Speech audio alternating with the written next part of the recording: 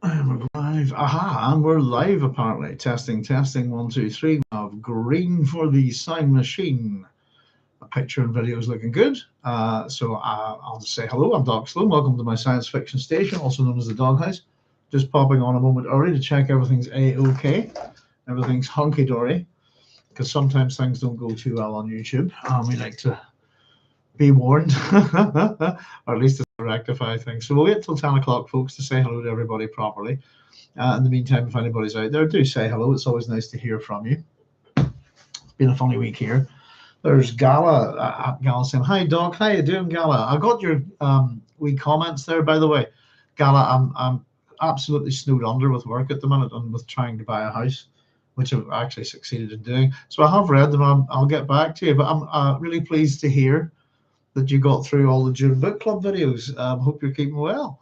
So Gala saying, "Hi, Doc." There's Sean Whalen saying, "Evening, Doc." Evening, Sean. How you doing? Gala saying, "I'm fine, thanks." Good to hear. Good to hear. And thank you very much for sticking with the Dune book club. Congrats on the house, says Sean. Thank you very much, Sean. We're delighted. To be honest with you, everything's with the solicitors now. I'll tell you a wee bit more about it in a second. There's 10 o'clock, folks. So I will say hello to everybody out there in YouTube land. Thank you very much for joining me. My name's Doc Sloan. Welcome to my science fiction station, also known as the Doghouse. And on this channel, we've been running a Dune series book club for the last 4 years. And we're still piling on. And tonight we're hitting chapter 27. And as a benchmark, I suppose we're on the fourth book out of 6 in Frank Herbert's original Dune series. But we're going to hit the halfway point. We're almost right away, actually. This chapter is about 11 pages. So where we left off last week was at page 209. And as soon as we turn the page, pretty much, there we go. I've even got my wee copy there. There's the halfway point of the book. So we're making good progress, I have to say, which pleases me enormously. We work at this one chapter at a time. Pardon me, without moving forward too much or anything like that. And apart from that, we work from memory and with all you guys helping out. So there you go. And Chris saying, "Hey, Doctor. Hey, everyone. Hey, Carlos. How you doing?" There's Mitch Sloan saying, "Yeah, hello there, good sir. Greetings, Mitch. That's my son, Matt. How you doing? You keeping well, sir? You behaving yourself?" And Gal saying, "No worry about taking time to answer my little comments. I myself years late on this book. Oh, no worries, Gal. Facebook comments, or sort of YouTube comments are, we've talked about positive feedback on this channel before in relation to Frank Herbert's Dune work, but they're my biggest problem with positive feedback is actually the comments on the channel. And I've always been quite pleased that the channel's quite low key and that I try to get back to everybody, but they actually got on top of me a while back. And I've been promising everyone to try and get back to you all at some point. But I do, and if anybody's curious, by the way, I do read them all, even if I haven't replied. It's just trying to get the time to reply. And sometimes the comments you guys leave are enormous and worthy of thinking, if you see what I mean. But I'll maybe do it when I move house, actually. Maybe just take a day and try to get through all the correspondence. It's trying to find the time. I'm always saying, well, I've got a wee bit of time coming up, and no matter what happens when I think I've got time coming, something comes along and steals it, doesn't it? But not to worry, Gala, by the way, we're very glad to have you here. Score Service Policy 6 said, "Good evening, Doc, and great news on the house, and for you being a better use of social media than most." Well, thank you. I don't use other social media at all, to be honest with you. We tried a wee bit at the start, but it didn't work very well. We got a lot of hate, actually, so I couldn't be bothered with that nonsense, But thank you very much. Mitch said, "Good man, keep it up." Groovy, son, groovy, trying. I'm sure you are, you're doing rightly. Baked Alaska Joe saying, "Howdy all, howdy Baked Alaska Joe." Sure, one said, "So true." Yeah, well, yeah, we've had a bit of a time trying to sell the house. We've had, well, not sell, we got the house sold about a month and a half ago, I think. Pardon me, but we've been really trying to get a particular thing. We've had a lot of problems here ever since the two neighbours moved in on either side of us. And we just want away from them, amongst other things. And we've just decided that we want away from the general Northern Irish population. So we've managed to buy ourselves not just a house, I'm rather pleased to say, but I'll not say where it is or anything, but basically we're going to be moving to somewhere near mid-Ulster. We've basically bought a small farm. Aha! Which is, we're still trying to figure that one out. But basically we had our hearts set on a few different wee houses. And with dodgy estate agents and things like that, we wasted a lot of time bidding on houses, or it turned out our bids never even got near the owners. It's just getting to the point where we need to find a house, because there is a housing crisis in Northern Ireland at the minute. As much as we'd sold our house, I suppose it meant that trying to buy one put us into that problem, you know. But we've found a lovely place just by luck, sheer luck after the disappointment of the other house that we didn't get. And it's turned out that this is the right place for us. So we think that we've kind of just landed on our feet, if you see what I mean. But goodness gracious me, you know, buying and selling houses is not fun. It's very stressful. I've moved house an awful lot of times. I've moved house 30 times before I was 30, and I've never had a bother moving a house. But buying and selling houses is stressful, and I really don't wish to engage in it again. But we're going to have an entire field. We've got a big, massive field and a paddock, and for just our dogs and us. And it looks like I'm going to have to either get a ride-on lawnmower or industrial robots to do to take care of the land, you know. But we're delighted. It will cause. Hopefully, we'll be on the move then within the next 2 months. There will be a wee bit of upheaval, obviously with the book club and stuff, just for the week where we get moved and stuff, and this new house needs a bit of work, so it's got no heating. First of all, so we've got work to do on it before it's up and running properly.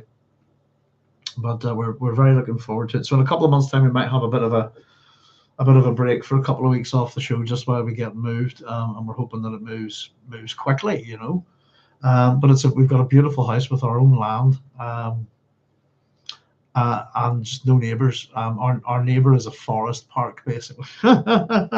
So, yeah, and we're downsizing a wee bit, I think. So we're downsized in terms of houses, but we've picked up a chunk of land to go with it and all that comes with it. So I'll be buying chickens and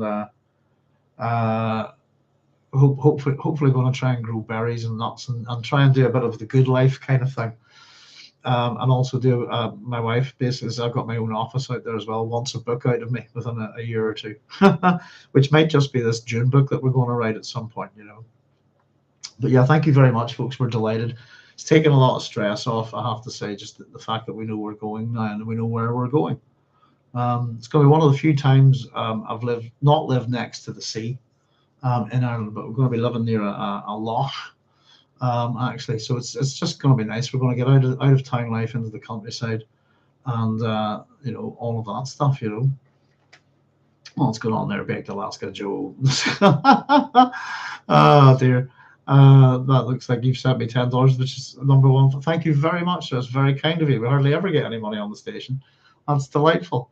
Let me just catch up with some comments. Carlos is saying there's an old saying in Spanish. Hey más tiempo que vida means there's more time than life. Basically, don't sweat the small stuff. Thank you, Carlos. Hey más tiempo que vida. Yeah, I'm gonna have to pick up some Spanish, aren't I think. Thank you very much for that. That's lovely. Yeah, don't sweat the small stuff. I think patience has been the game, really. Sending the hunter-seeker drone. Kismet can be like that, says Baked Alaska Joe. Yeah, isn't it? It's just funny how there's Sootpot. Greetings to you, Sootpot, sir. I hope you're keeping well. Thanks for joining us. Fantastic news, Doc. Yeah, we're delighted. And Cynthia saying, hi, Doc. Hi, all. And Gala saying, have a good evening, everybody. I just want to say hi. Hope your moving will not be too exhausting or stressful. No worries. Thank you, Gala. And there's a let's celebrate their super on a live stream. Thank you very much, Baked Alaska Joe. #1 fan. That's very kind of you. Galaxy, I'm still on Dune Messiah, but I'm catching up. Yeah, oh goodness, it'll take you a wee while to get through this. It's a big thing what we've done here, isn't it? And we're still going, but we look forward to you catching up, Gala. And pop in any time, you know. Baked Alaska Joe says have a few boxes for the books on me. I was actually thinking we've got that many cardboard book boxes in the garage at the minute. We've been stacking them and stashing them. Part of me was actually considering doing just to take you, I promised to take you through my book collection at some point, and I thought actually maybe packing the books might be a good way of doing it. A kind of reverse. Let's show you what's on my bookcase, then take it off and put it in the box, you know. But yeah, thank you very much for the offer, Baked Alaska Joe. Yeah, I'm going to be curious. I've got my DVDs packed up, and I've got to hit the books soon as well. And then we've got the wife's books and films and DVDs and videos and all the bits and pieces that we've accumulated over a lifetime. Having a Baked Alaska Joe says having a garden would be awesome. I've tried to get one going for years. Oh goodness, you've not got a garden, Baked Alaska Joe, even a wee one. Yeah. We have two gardens at the front that sit out on the street, and we never use them because we live in a little cul-de-sac. So we just have our garden at the back here, and it's really for the dogs. But we're gonna have two gardens, and then a field, and then a paddock, I believe. So yeah, it's. I think we've got about, I don't know, it must be coming close to about 3/4 of an acre. Is that right? Something like that, I think. Yeah. Or maybe I'm using the wrong imperial measurement. I'm not up on these kind of landsy things, but it's the backyard's the size of a football pitch, basically. That's how much we have out there that way. It's going to take some effort to look at. It's going to be a complete change of life, you know. I've lived in flats and stuff over the years, Baked Alaska Joe. I always try to have a bit of green about the house. I've generally usually have some cactuses in here, but I've all got them out all in the kitchen and the other room where they get more light, you know. But any little bit of green's nice, isn't it? So they're saying, hi, Carlos Shaman, saying that'd be great. Baked Alaska goes, one can never have enough moving boxes when one is a reader. I agree. I've actually got plastic tubs that I've carried that are stackable, and I've carried them around with me for years. I have about 12 or 13 of them. And a couple of other big wider tubs, but yeah, I've got lots of stuff. It's funny enough, Baked Alaska Joe, we're just chatting here, just our anniversaries and stuff that we've been having here over the last month. But yesterday would have been the day my dad passed away 4 years ago. And he's kind of one of the reasons why we all sort of started this kind of thing, you know.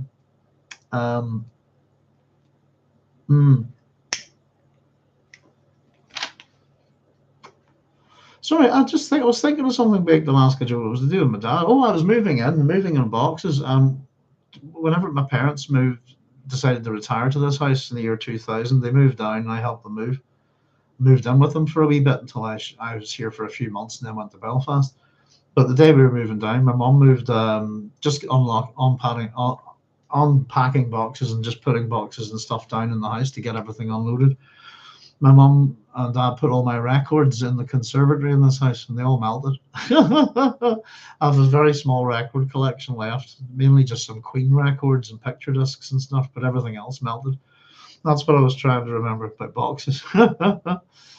Weather here is atrocious. Same here. 105 Fahrenheit here for weeks on end. Goodness gracious me. It's very muggy here tonight. Our weather's all over the place. So saying delighted for you, Doc. You know, as I'm sure you're writing more will be fun for that amount of land to care for. Yeah. We were actually just looking at them this week. It's going to cost a wee bit, but there's also robots that can cover that size of ground, and we're trying to figure out what should we do. Should we go for the mower, or should we go for the robot at the minute? You know. Oh. Baked Alaska Joe says, Romano, losing the first press of Queen would make me very sad. The worst one, a couple of rare Queen things, but most of the Queen stuff survived, but not a lot of the early albums. But we lost Queen 1, Queen 2, sheer heart attack. Yeah, I think I've still got Night at the Opera. Lost loads of albums, but the copy of Queen 1 that we had the print number of was 18. You know. I had a few odd things as well. One with Freddie Mercury on top of Darth Vader's shoulders. What was that for? Was that for Dragon Attack or so? That was a single. But yeah, I lost lots of good stuff. I've got a very, very bizarre. What's left is a very strange set of little records. You know, it's Sisters of Mercy bootlegs, Sisters of Mercy stuff, Queen stuff, and a couple of other random things, and that's it. You know. Make sure the mower has a drink holder and you'll love the riding more. I think so. It's going to be different, you know. It's going to be fun. Big change in life for us. It's a complete change in life. We're changing everything, you know. New start, new fresh, all of that stuff, you know. So thank you very much for joining us, folks. Will we get cracking and keep the comments and questions and banter flying? I suppose housekeeping in general. This week I've been pushing on through with Rise of Endymion, and I've got a chapter to go and I'm finished. I just wanted to say, just especially reading the end of the book, towards the end of the book, the similarities, subject matter, how the topics are handled, messianism, AI being the threat. It's a much more tangible threat than it is in the Dune universe. But again, if anybody hasn't read that series and you're a Dune fan, then let me recommend the Hyperion Cantos too. It's been a while since I've read them. And it's probably more so in the last couple of books that we're picking up on the AI threat, and there's a lot of similarities to Dune. And if anybody is a Dan Simmons fan, I think there's lots of setups in the Hyperion Cantos for the next two of his science fiction books, which would be Olympus and Ilium, which are very, very good as well. You know, amongst my favorites within science fiction. What else have we got there? Just in relation to I suppose that's about it. I'm almost finished with that. So I'm going to complete the Lensman stories once I've done that. And then I'm going to tear through some Frank Herbert stuff as much as I can. We have a little bit about some of Frank Herbert's work tonight, where we're going to chat about a couple of things. But there's a short story, and I've got almost all of his stuff here. But I was looking at particularly a short story tonight that's not in any of the collections that I have.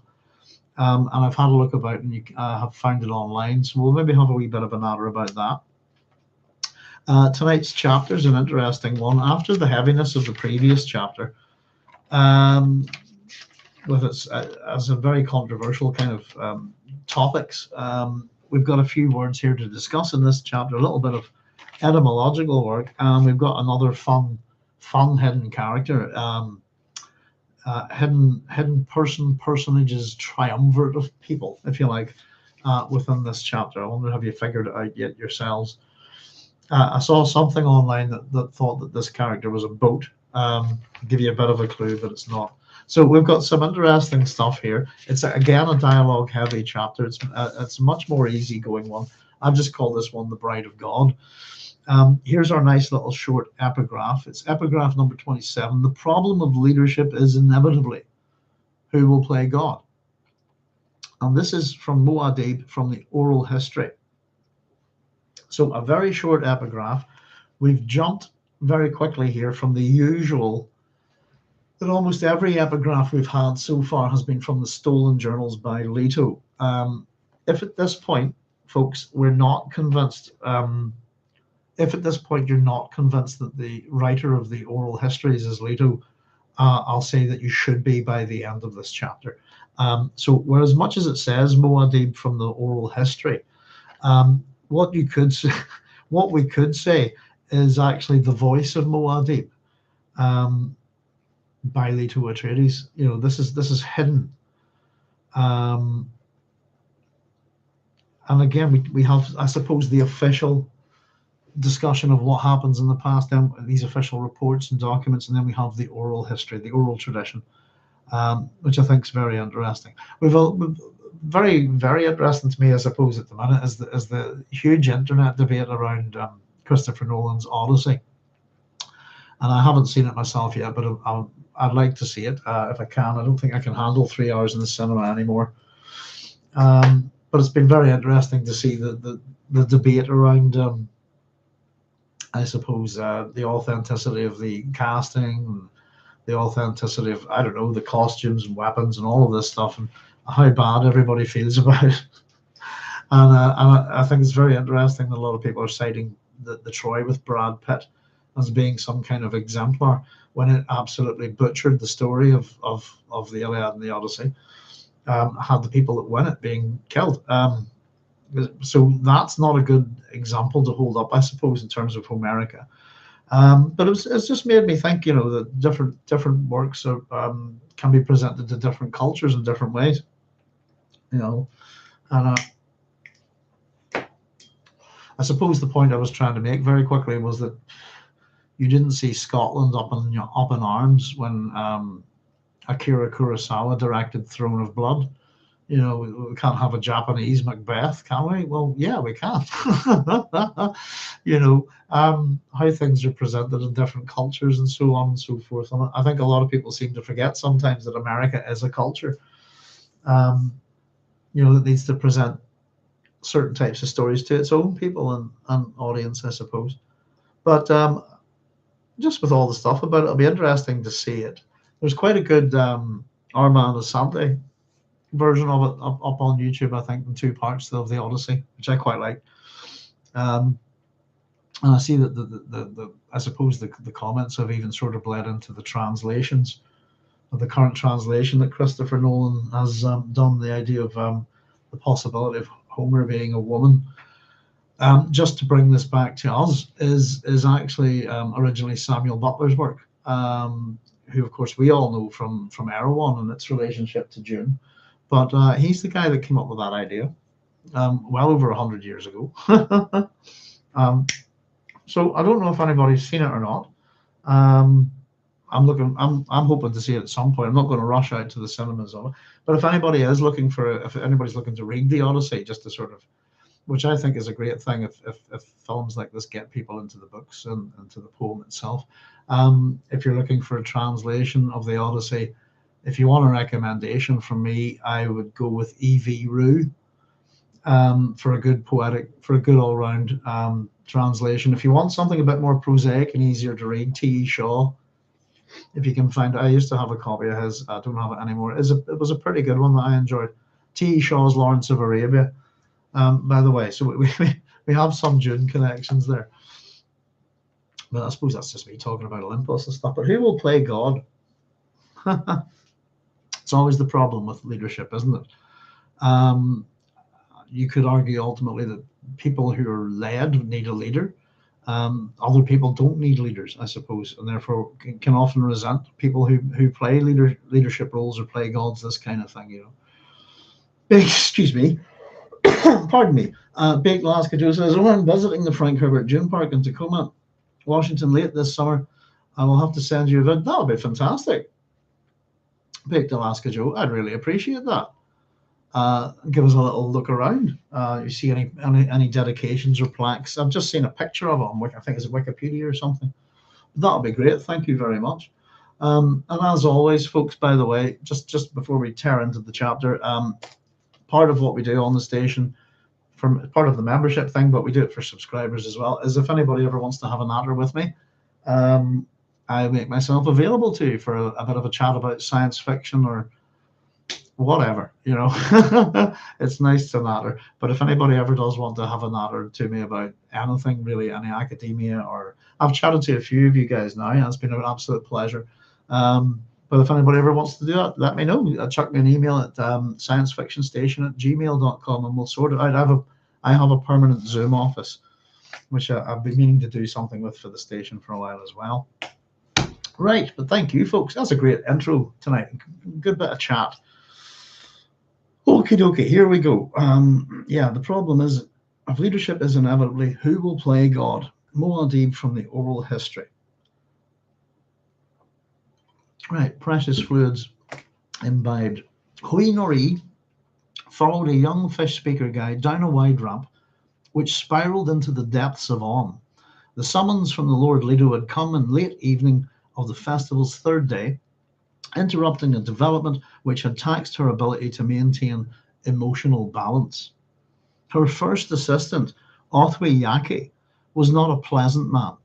A sandy-haired creature with a long, narrow face and eyes which never looked long at anything and never, ever looked directly into the eyes of someone he addressed. Yaki had presented her with a single sheet of memorias paper containing what he described as a summation of recently reported violence in the festival city. Standing close to the desk at which she was seated, he had stared down somewhere to her left and said, Fish speakers are slaughtering face dancers throughout the city. He did not appear particularly moved by this. Why? She demanded. It is said that the Bene Trilaks made an attempt on the God Emperor's life. A thrill of fear shot through her. She sat back and glanced around the ambassadorial office. Pardon me. A round room with a single half-circle desk which concealed the controls for many Ixian devices beneath its highly polished surface. The room was a darkly important appearing place with brown wood panels covering instruments which shielded it from spying. There were no windows. Trying not to show her upset, Hwi looked up at Yaki. And the Lord Leto is... The attempt on his life appears to have been totally without effect, but it might explain that flogging. Then you think there was such an attempt? Yes. The fish speaker from the Lord Leto entered at that moment, hard on the announcement of her presence in the outer office. She was followed by a Bene Gesserit crone, a person she introduced as the Reverend Mother Antique, or Antiac, as we've been calling her Antique, haven't we? Antique stared intently at Yaki, while the fish speaker, a young woman with smooth, almost child-like features, delivered her message. He told me to remind you, return quickly if I summon you. He summons you. Yaki began fidgeting as the fish speaker spoke. He darted his attention all around the room as though looking for something which was not there. Hwi paused only to pull a dark blue robe over her gown, instructing Yaki to remain in the office until she returned. In orange evening light outside the embassy on a street oddly empty of other traffic, Antique looked at the fish speaker and said simply, yes. Antique left them then, and the fish speaker had brought Hwi through empty streets to a tall windowless building whose depths contained this down-plunging spiral ramp. The tight curves of the ramp made Hwi dizzy. Brilliant tiny white glow globes drifted in the central well, illuminating a purple-green vine with elephantine leaves. The vine was suspended on shimmering golden wires. Oh, I meant to colour that bit in there. Excuse me a wee second. There we go. Green for green. The soft black surface of the ramp swallowed the sounds of their feet, making Hwi extremely conscious of the faint abrasive swishing caused by the movements of her robe. Where are you taking me? Hwi asked. To the Lord Leto. I know, but where is he? In his private room. It's awfully far down. Yes, the Lord often prefers the depths. It makes me dizzy walking around and around like this. It helps if you do not look at the vine. What is that plant? It is called a tunyon vine and is supposed to have absolutely no smell. I've never heard of it. Where does it come from? Only the Lord Leto knows. They walked on in silence, Hwi trying to understand her own feelings. The God Emperor filled her with sadness. She could sense the man in him who might have been. Why had such a man chosen this course for his life? Did anyone know? Did Mineo know? Perhaps Duncan Idaho knew. Just before we go on, the tunyon vine. I was doing a little bit of work on this just to see if we got anything. I was doing a wee bit of doodling, as you can see. There's our staircase with a vine running down through the center. This is our purple and green tunyon vine. Now, there is a name called tunyon, but I couldn't find anybody of particular note under it.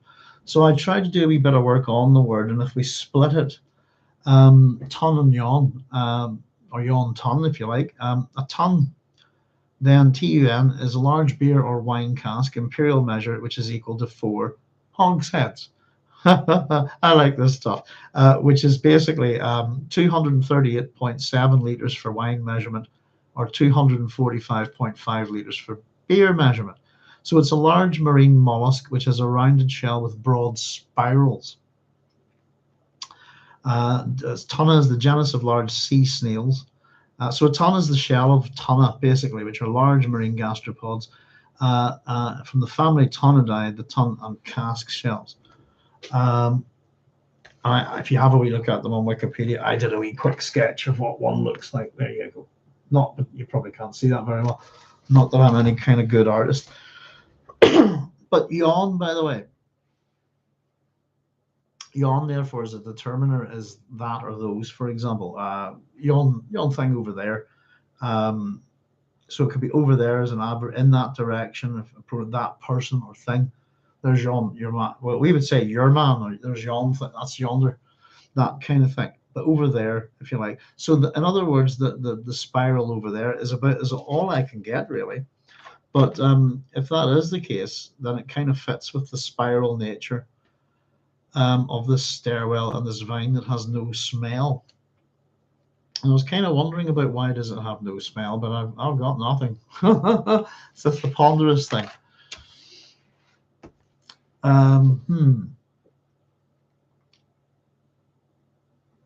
Did anyone know why had such a man chosen this course? Was like, did anyone know? Did Maneo know? I was scribbling a wee bit just as I wrote this because I was thinking about Hwi Noree. I was thinking about Shakespeare, and I was thinking about King Arthur, Arthurian myth as well, just in relation to her. But I was trying to get my head around the character a wee bit, and I was almost thinking that she was almost like an anti-Miranda in some ways, as Miranda from The Tempest. Brave New World that has such big worms in it, this kind of thing. But at the same time, I've actually written next to that, not likely. Does she love Duncan? Is she thinking of him? This kind of thing. But I've also kind of been thinking about Hwi, just in terms of what's going on within the story, and I'm sort of seeing her a lot in the terms of very similar to Guinevere, King Arthur's wife, if you like. And in this case, I've also been wondering about Idaho, and oddly enough, he would be our Lancelot here, wouldn't he?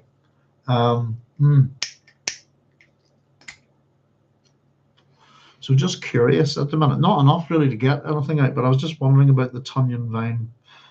And I said there is a surname called Tunyon. I was thinking perhaps it might be some sort of biologist or ecologist or something like that, but we'll have another wee look at it. I'm not quite satisfied with the work on that word there.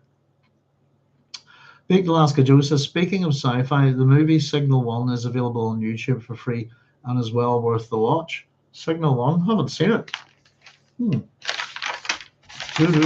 Oh, I've been watching some great stuff this week. I was telling you about all the cartoons I was watching, all the 70s and early 80s cartoons. I've been tearing through, as I've been doing my notes, actually, I've been going through the second series of Blake 7, taking my time with it and really enjoying it. Got to get some wee clip verts and stuff from it.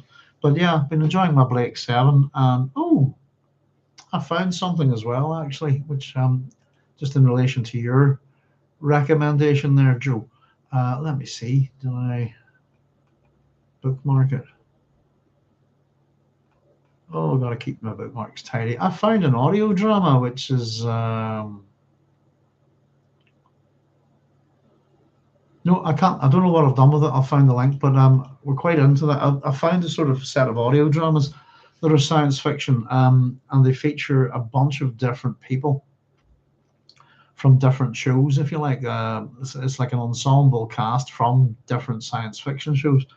I haven't had a chance to listen to it yet, but I'll see if I can't remember what it's called, but I've stuck a bookmark for it in a folder, and I'll let you know. But what's that one called? Signal 1. Yeah, I've been looking. I'll write that down. Signal 1. Been looking for some good sci-fi and TV. There's a couple of shows that I've seen trailers for that I'm considering at the moment. Is there what show I think is it For All Mankind? I haven't seen it. Looks kind of interesting.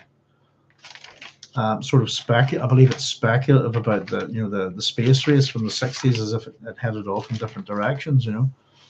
Thank you for that. Yeah, always looking for recommendations, folks.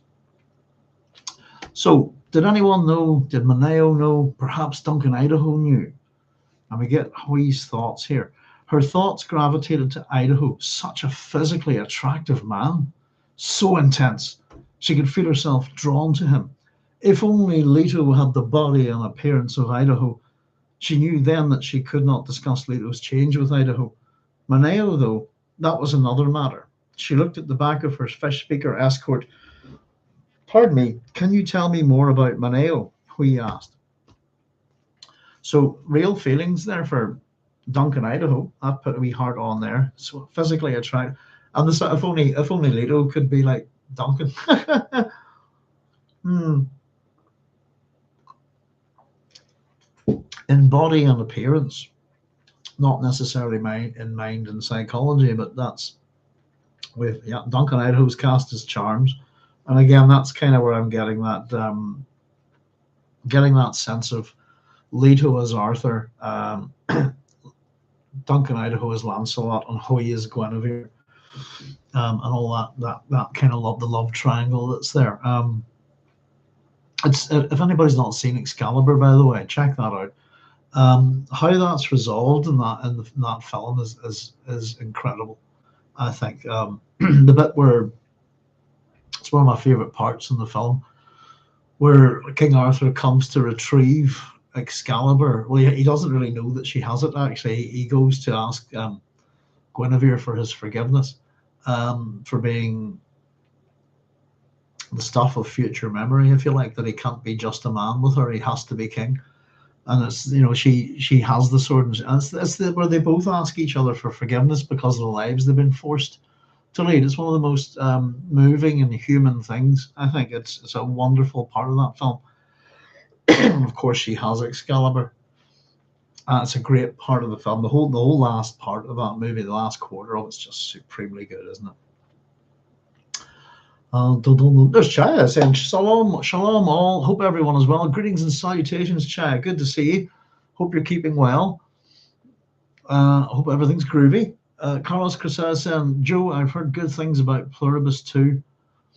Big Alaska Joe says, I've seen some great breakdowns of Pluribus and I'm definitely looking forward to the next season. Yeah, that's I haven't seen that either.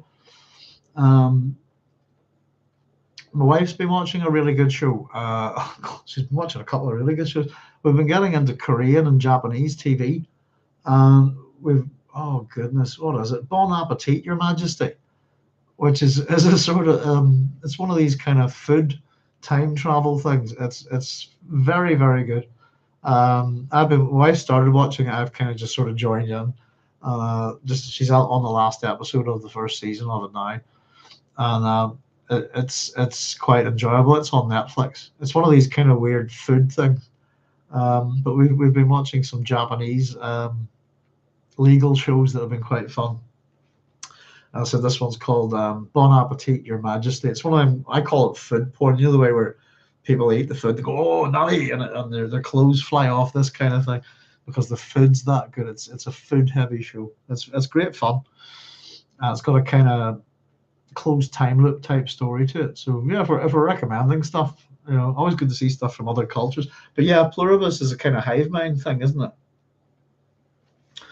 Not too far away from some of Frank Herbert's stuff and other sci-fi authors who look at that. Big Glasgow Joe says, got to hand it to Denny. He picked an excellent actor for Duncan Idaho, for his looks at least. Yeah, he's got to be. I suppose Duncan Idaho, you need the looks, not too much of the brains, but I think that might have been true with the first Dune book, but not with Dune Messiah. I think you need quite an intelligent actor to play Duncan Idaho as well. There's Joe saying, howdy, Chai. Yes, indeed. Good to have you all here tonight, folks. As always, hope life's treating you well. So, can you tell me about Maneo? Hwi asked. The fish speaker glanced back over her shoulder, an odd expression in her pale blue eyes, apprehension or some bizarre form of awe. Is something wrong? Hwi asked. The fish speaker returned her attention to the downward spiral of the ramp. The Lord said you would ask about Maneo, she said. Then tell me about him. Oh, excuse me, folks. You can feel those micro froggies appearing in my throat there. Then tell me about him.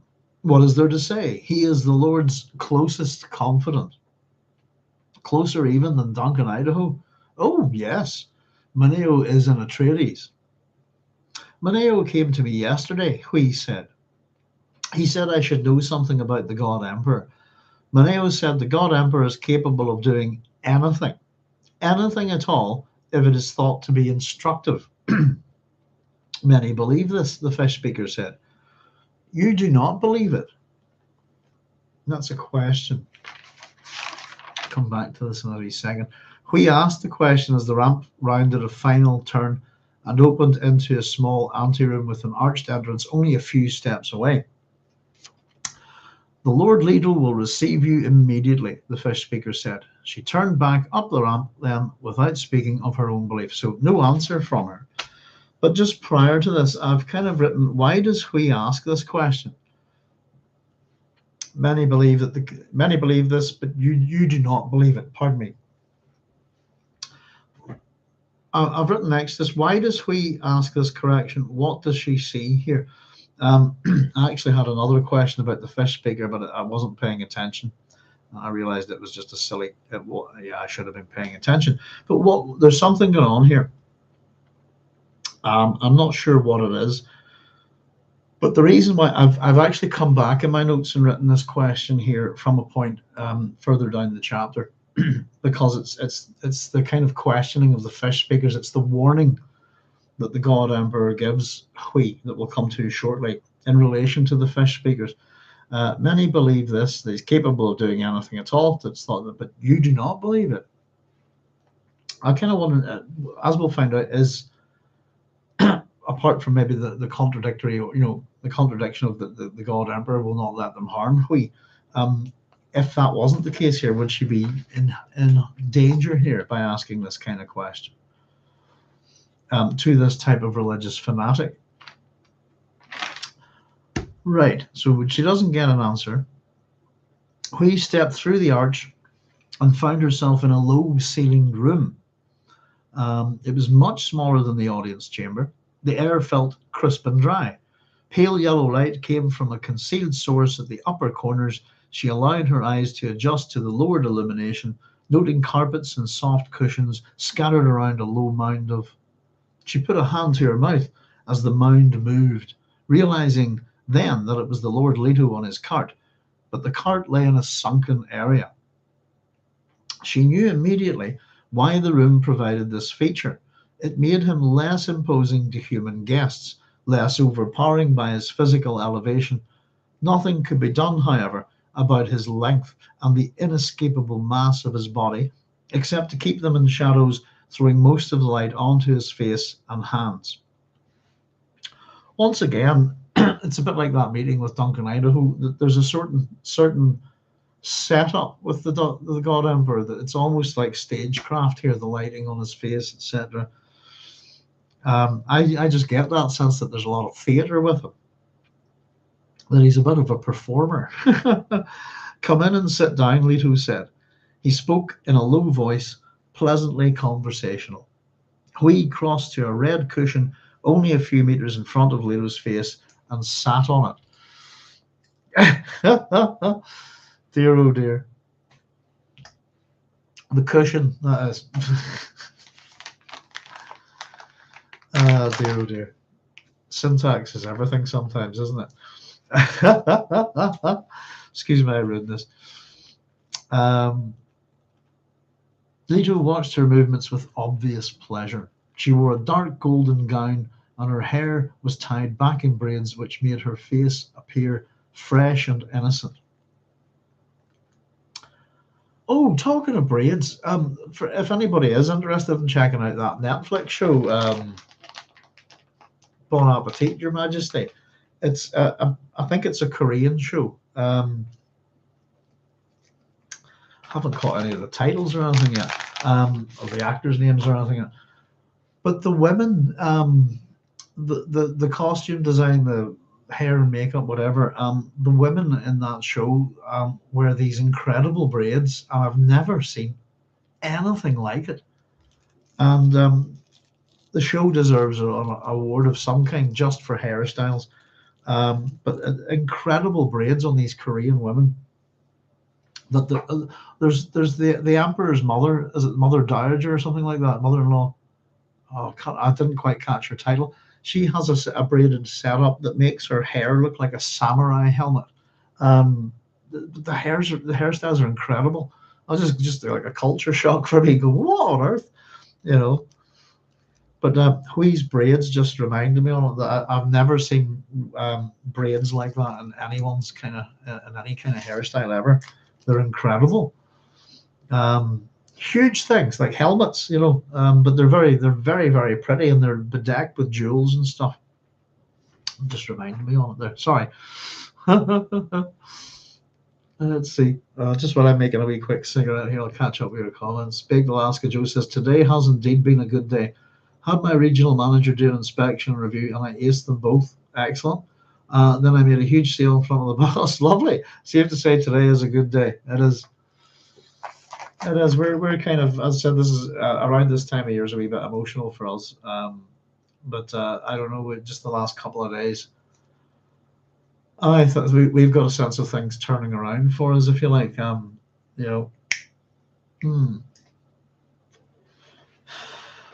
Big Alaska Joe says, if you were to film God Emperor of Dune, would you go with CGI and motion capture, or puppet or AI to put Leto on screen?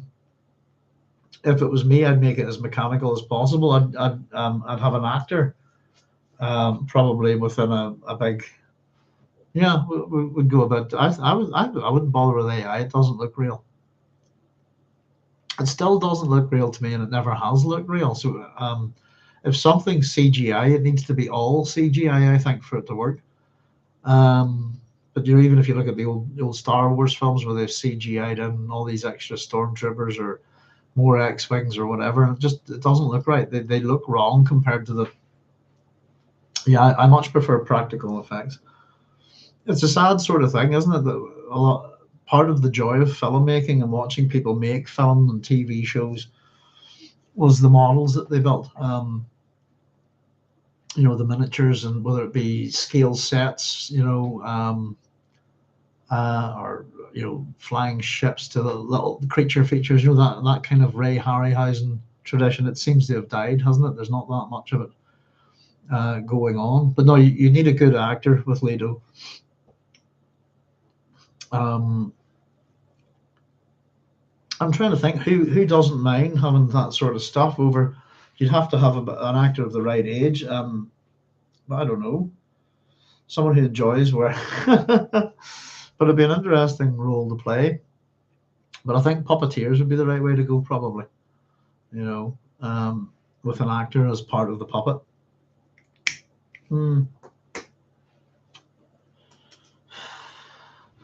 I don't know.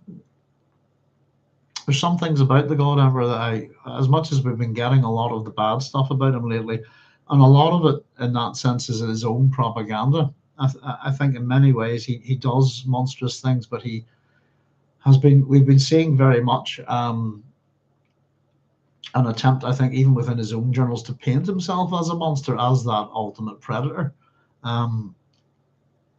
hinting at understanding. This chapters we're meant to be seeing a slightly different side of him. I think we're trying to get balance, trying to figure out what it is about this character. Is he a protagonist or an antagonist? This kind of thing. Is he the villain? Is he a good guy? Is he a hero? Is he a monster? What is he? Because he's a very complicated character. I'm sure you'll all agree, Carlos is saying, I just got a mental picture of God Emperor of Dune done in the style of Labyrinth, laughing out loud. Well, I suppose if you think about it, I think Jabba the Hutt is kind of an attempt at, there's a lot of Dune in the Star Wars movies, but he's a worm-like dude, isn't he? And I always thought, with his puppetry was pretty good. That kind of thing. But yeah, why not? It's a weird sort of court, isn't it? I was just thinking and reading Rise of Endymion, the way that the future evolutions of the oysters, the people that live in outer space that have evolved out there, they're pantropic humans, if you like, and a lot of them are presented like fantasy creatures. They have wings, and some are like fairies and stuff, which I quite liked.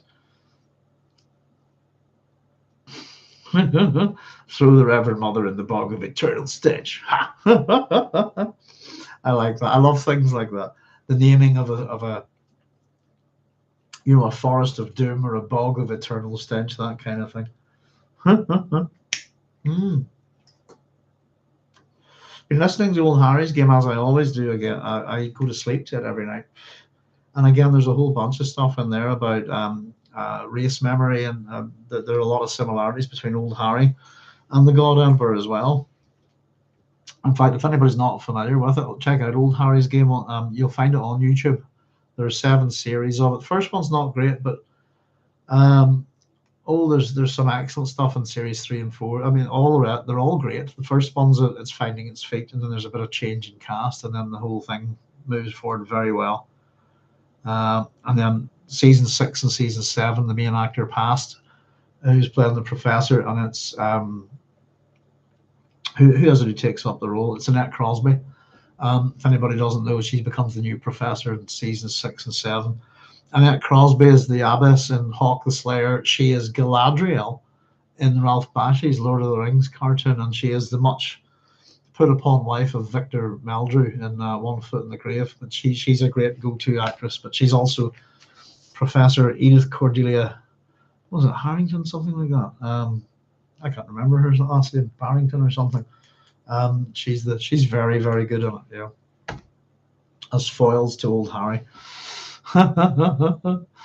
Big Alaska Joe says, "Oh my God, Carlos, I love it." Yeah, I could just trying to encourage my son when he was at school to use, help him with language, apply names to things and objects, which I love doing. Just, I used to have a pair of sunglasses of awesomeness. It comes from Dungeons and Dragons, doesn't it? Giving, gloves of fingery warmthness. Oh dear, oh dear. Spice magic, spice. I must watch Labyrinth again. I haven't seen it since, oh God knows when. Probably since it first came out. Now, what's the other one I quite like from that period? The Dark Crystal. There was a new kind of Dark Crystal show, but I haven't seen it. But yeah, I mean, oddly enough, we're talking about this, just back to Baked Alaska Joe's original question. If you compare the puppet work and stuff like that on Return of the Jedi, go forward a few years and check out the Henson Company's work on Farscape. There's some incredible puppets and aliens in that. They're just amazing. There's a particular episode where it's this kind of geneticist and it walks, kind of a devil-like character. But some of the puppetry in that's fantastic. I think it's come along a long way, But I would definitely go with puppets. No CGI for the God Emperor. That would annoy me, I think.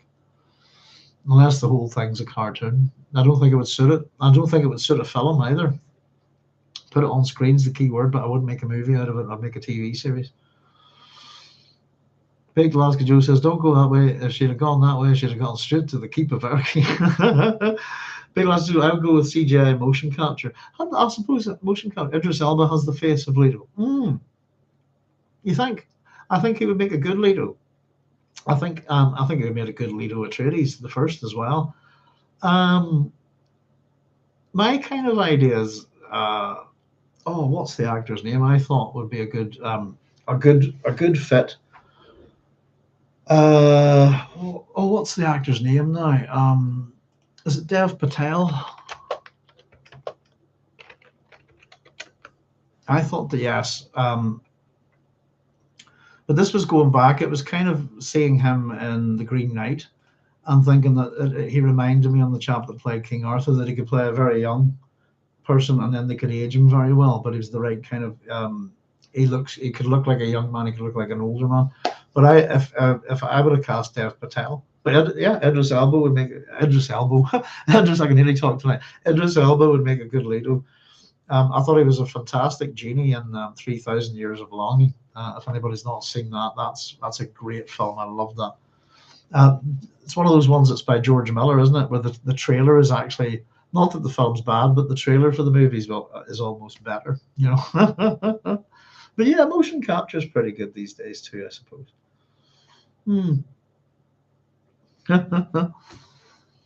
Depends on how much all their characters interact, I suppose, physically with the God Emperor. Let's see, where do we get to? Oh yes, right. She later watched her movements with obvious pleasure. She wore a dark golden gown, and her hair was tied back in braids, which made her face appear fresh and innocent. I have sent your message to X, she said, and I have told them that you wish to know my age. Perhaps they will answer, he said.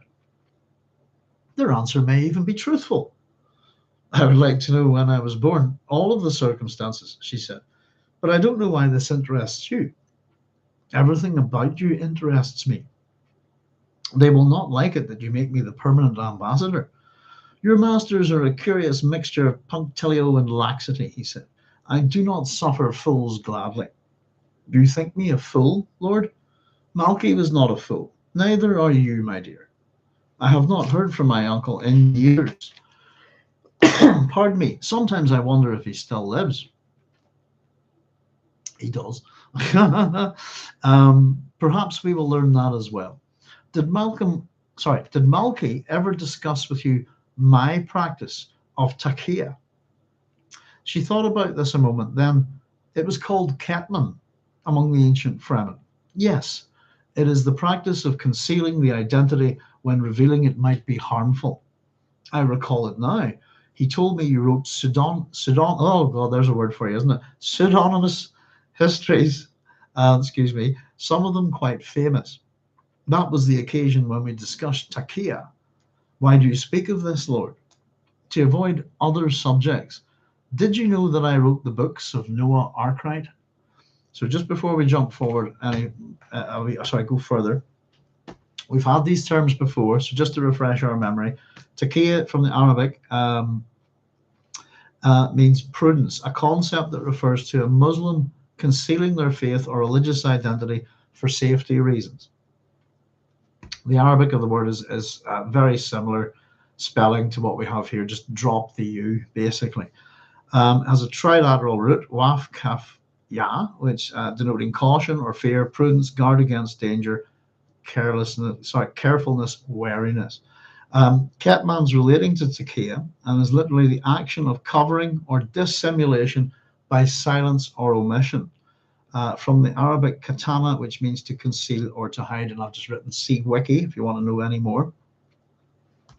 Now, Noah Arkwright, we're going to come back to in a wee minute, but just biblical. This is some of the ideas that were put out by people. That it's probably a biblical reference. Noah, of course, being in the Old Testament, the builder of the ark. There are lots of other builders of that same ark in different cultures. We've got Deucalion, and we've got Ultimatism, if I'm saying his name right, I always get that wrong. And the name itself, Arkwright, is a builder of arks, a builder of ships, if you like. Well, arcs in particular. Now I've made a wee note here, C note 60. So we've got some more. Is this name therefore in relation to the biblical Noah here and making of arcs? No and yes in a way, but we'll just say no. What we've got is that this is actually a fictitious character from other books. And it's something else as well. So very quickly, this character appears in The Trouble Twisters by Poul Anderson. And the character is a fictitious writer. Within those, there are 3 short stories basically in that book. The first of those stories has an introduction by Vance Hall. Note the name Vance is a nod to Jack Vance. And that story, a bit like the epigraphs that we have here, is from the commentaries on the philosophy of Noah Arkwright.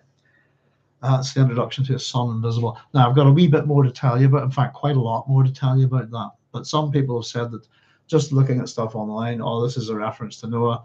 And also possible this is the name of a boat that Frank worked on, which is not true, but we're heading towards the truth. So we'll hear this name again shortly. And whenever we get to it, I've got a whole 2 pages of notes on Noah Arkwright for you. So we'll fill it out, and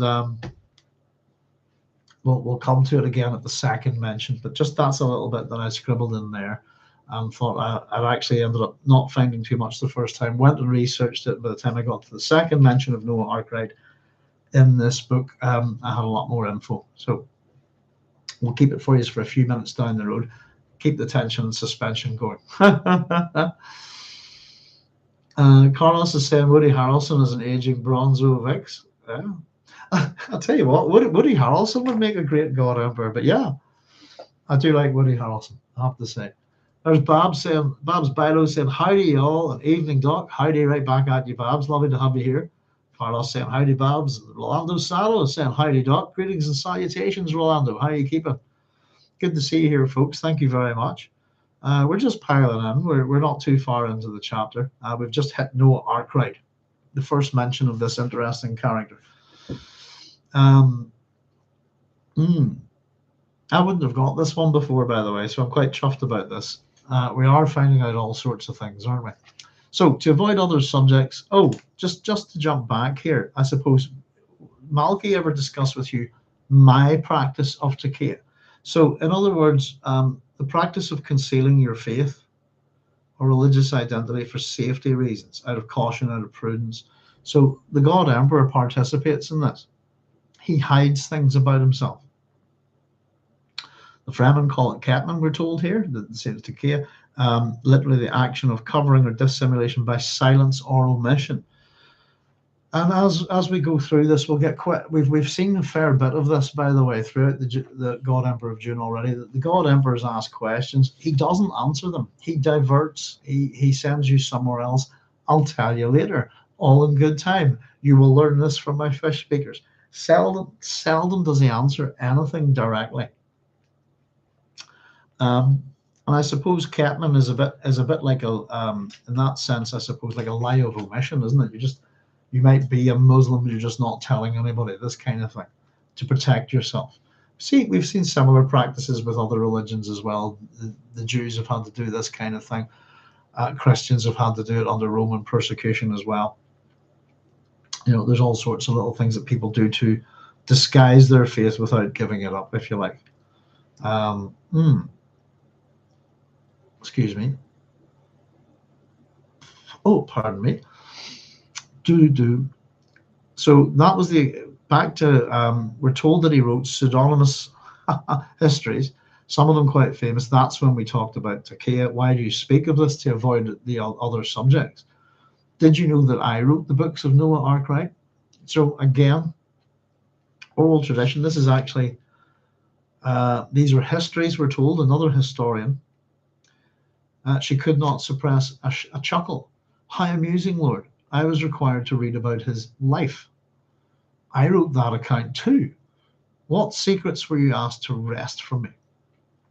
So before we go any further, the books of Noah Arkwright, appearing as Noah Arkwright, a historian, that is Leto. Leto is Noah Arkwright. Whoever wrote the biography of his life, whatever character, whoever that name might be, is also Leto. he really backs up his lies, doesn't he? I'll write a history of them, and then I'll write a history of the person who wrote the history and a biography of it, and so on and so forth. I wrote that account too. What secrets were you asked to wrest from me? So a non sequitur there is a bit confusing, I think. And it's interesting, if we pay attention to the language, how he leads the conversation in this chapter.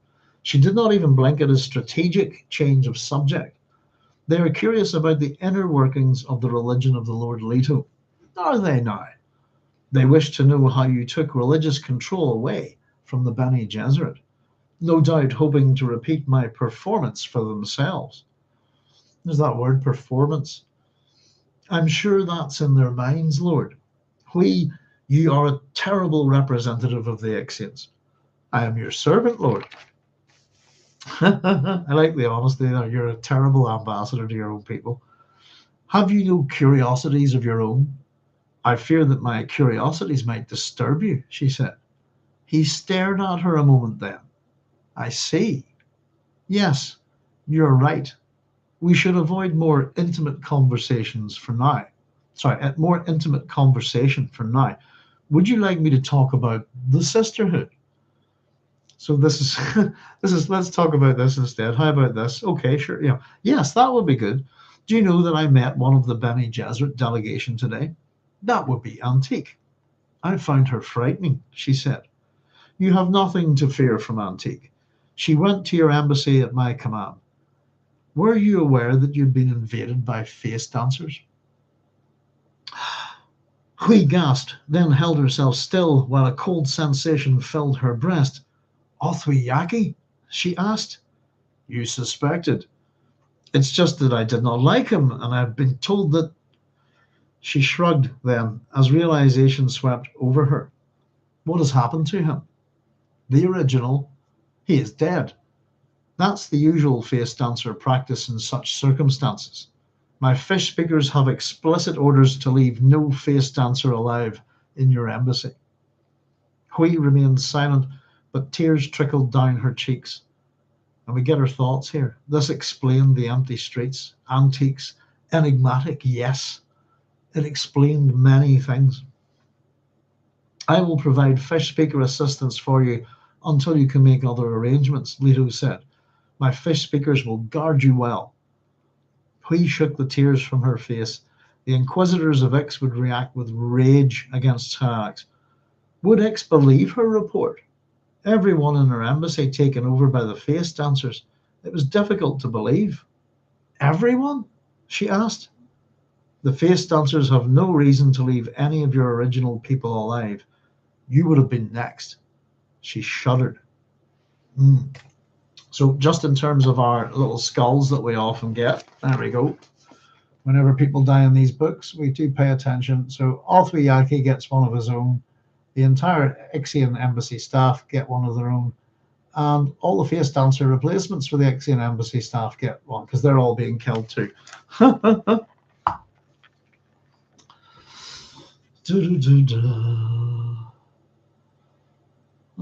forget the I'll just catch up your comments there quickly. Rolando saying, hi, Doc. What's up, Rolando? Says Carlos. Big Alaska Joe says, don't forget the like button, y'all. Oh, thank you. Feed that algorithm. Carlos Castellas says, shame YouTube won't let us hype the channel. And the Big Alaska Joe says, what does the hype button do?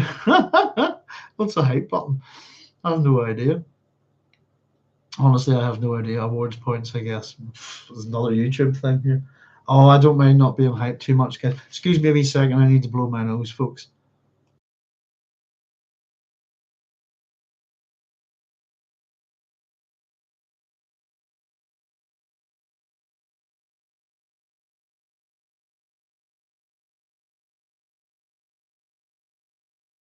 Oh, pardon me. Pardonnez-moi. Yes, feed the algorithm. Is hype a news button, is it? I don't know. There's all sorts of things.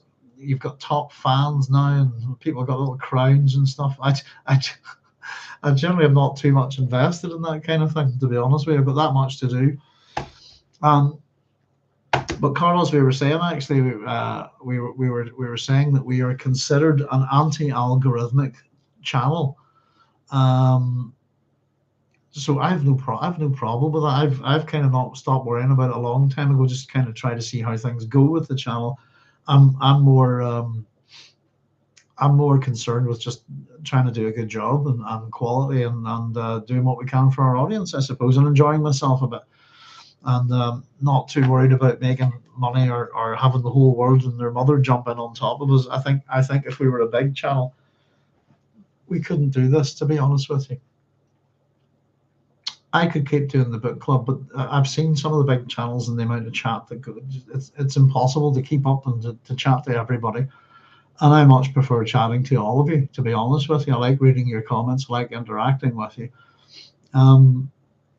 Yeah, I've no bother with it. You can get a wee bit down sometimes with just all the work thinking, but no, I have a very appreciative audience here. And I'm very happy to work away for them, and I'm not too bothered if the rest of the world doesn't know about it. And as far as being an anti-algorithm channel, if that's what we're called, then fair enough, I'll take that. It sets us apart, doesn't it? And I prefer to be set apart than part of the mob. You know, not the nose. I love that. Has anybody ever seen the Dave Allen skit? Where he talks about how things would be different if evolution had changed out a wee bit, if our sexual organs were in our noses. And he talks about all the women would be wearing little nose knickers. It's the funniest thing. And all the guy, oh, I saw a nose, you know. Not the nose. Are you on a, oh, what's the one? Sleeper, possibly Soup Pot for your reference there. Nobody moves with the nose. I haven't seen that since I was a kid. Mm. Connell says, I've noticed that the older I get, the more I have to blow my nose too. Don't get me started on trips to the bathroom, laughing out loud. Yeah, I think there's all sorts of silly little things wrong with me, but otherwise, apart from the silly things, I'm in good health. But I have a touch of rhinitis and um, a bit of a funny sinus problem as well, you know. But negative pressure, so I blow air. Sometimes it gets too much for me, Carlos, and I have to pinch the nose and blow air, and it comes in jets out of my eyes, just here. It's weird as heck. It's like having your brain tickled with a Brillo pad. It's not pleasant, but it's good for relief, you know. But yeah, I blow my nose a lot. I do a lot of talking here as well, and it's very muggy in here. Bear with me, actually. I just realised there's no windows not open. I'll get a bit of air in here. There we go. That's better. There we go. Age has cursed me with a bladder roughly the size of a thimble. I think that's perfectly normal, Carlos. As a completely nocturnal person, pretty much. You know, I don't know. It's getting older has started to affect my sleep a bit. Just that I used to be a lot better at going without sleep. I would eat at night because I wouldn't normally go to bed till about 8 in the morning. This kind of thing, and the body it's not. I don't have a circadian sleep pattern. I don't have a pattern at all. So oddly enough, being up at night's the thing that I'm used to.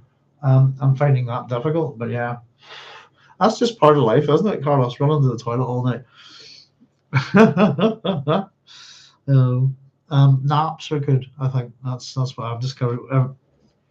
I used to have quite a long lecturing day with very little gap for lunch. In fact, I would finish a class at 1, supposed to be starting another class at 1, and have to go to another building and stuff, grab food whenever I could, you know. But I used to catch 40 winks in my car for about 20 minutes because that was my office, and it would do me the world of good. But yeah, getting old, somebody should write a book on it, shouldn't they? A manual. It's interesting. So all the fish speakers are dead. Hwi Yaki's dead, and the fish speakers themselves. You know, you kind of wonder where are all the bodies, by the way. To kill that many people in a city, where do you dump their bodies? You know, always people just seem to be disappeared and replaced. They're a bit like, you know, the body snatchers, aren't they? That kind of thing. Where are we now? Let's see. Hwi shook the tears from her face. The Inquisitors of Ix. Oh, sorry, we'd read that wee bit. I'll just go through it quickly again. Would react with rage against Telex. Would Ix believe her report? Everyone in their embassy taken over by the face dancers. It's difficult to believe. There'd be nobody. We're all the people. They're all dead, so I don't see why they wouldn't have a problem believing it. Everyone, she asked. The face dancers have no reason to leave any of your original people alive. You would have been next. She shuddered. They delayed, he said, because they knew they would have to copy you with a precision to defy my senses. They're not sure about my abilities. Then Antique, the Sisterhood and I share an ability to detect face dancers. And Antique, well, she's very good at what she does. No one trusts the Tleilaxu, she said. Why haven't they been wiped out long ago? Specialists have their uses as well as their limitations. You surprise me, Hwi. I had not suspected you could be that bloody minded. The Tleilaxu, they are too cruel to be human. They aren't human. I assure you that humans can be just as cruel. I myself have been cruel on occasion. I know, Lord, with provocation, he said. But the only people I have considered eliminating are the Bene Gesserit. So this is kind of interesting. Lovely, sweet Hwi, dear Hwi, gentle Hwi, go straight to genocide here. No one trusts the Tleilaxu. She said, why haven't they been wiped out long ago? So I made a wee note here that Sweet Hwi wants genocide. And then as we move through the conversation, she suggests that they're not human. Humans can be cruel, yeah, and so can I, he says. But then we're given this little, well, my personal nearly genocidal bait has been, I almost considered eliminating all, the Bene Gesserit. That would be quite a substantial, I would imagine an awful lot of women in this universe are Bene Gesserit. A substantial body count, I think. Her shock was too great for words. They are so close to what they should be, and yet so far. How enigmatic, he said. Sorry, I'll read that again. They are so close to what they should be, and yet so far, he said. The how enigmatic bit was me. She found her voice. But the oral history says, written by Leto, the religion of the Reverend Mothers, yes. Once they designed specific religions for specific societies. They called it engineering. How does that strike you? Callous. Indeed. The results fit the mistake. Even after all the grand attempts at ecumenism, there were countless gods, minor deities, and would-be prophets throughout the empire. You changed that, Lord. Somewhat, but gods die hard, Hwi.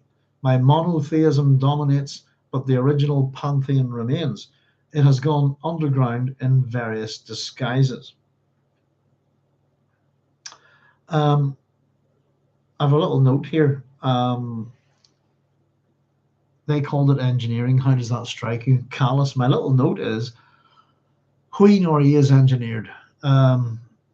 She's been designed and engineered to be what she is. This is biological engineering, emotional, social engineering, whatever we want, religious engineering to a degree. She's partly trained by the Bene Gesserit. These words, ecumenism, we've heard before. The old joke, if anybody knows Father Ted, is if it was wheeled out, we could just say, that would be an ecumenical matter. Or yes. Are the only two answers you need to give to a priest or a bishop, isn't that it? If anybody hasn't, it's the episode where the three bishops go to Craggy Island and they have to train Father Jack to be able to speak to them. So they teach him to say two things. And one is yes, and the other is that would be an ecumenical matter.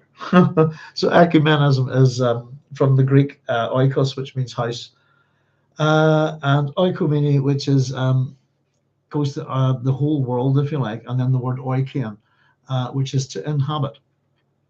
So ecumenism really is the inhabitation of the whole world, which is what it would mean to the ancient Greeks. To the Christian church, however, it's a phrase that basically relates to the unity, the oneness of all the different Christian churches, if you like. So ecumenism is about creating a form of unity within Christianity in the church. For anyone who's not familiar with it, engineering from in, I suppose, which means in, and gignere, which means to beget or produce. Ingenium from the Latin, therefore, is cleverness, a natural capacity or an innate talent. So that's what engineering is. There's, I suppose, there's a lot to engineering. There are lots of different types of engineering. I'm a scientist. Oh God, I'm all sorts of things, but I am an engineer as well. I'm a computer scientist, but I'm a software engineer, which means I can build stuff. Basically, you ask me to build you something, and I'll go and do it. I'll make it happen. That's generally the way I like to think of engineers. They build shit and make it happen. Using a set number of methodologies and tools and stuff to produce. So she is engineered. I just thought we'd point that out in some shape or form, if you like. She has been produced via a design in an Ixian no room. And her function is to, I suppose, to entice, to be empathic, to shake the God Emperor in many, many ways,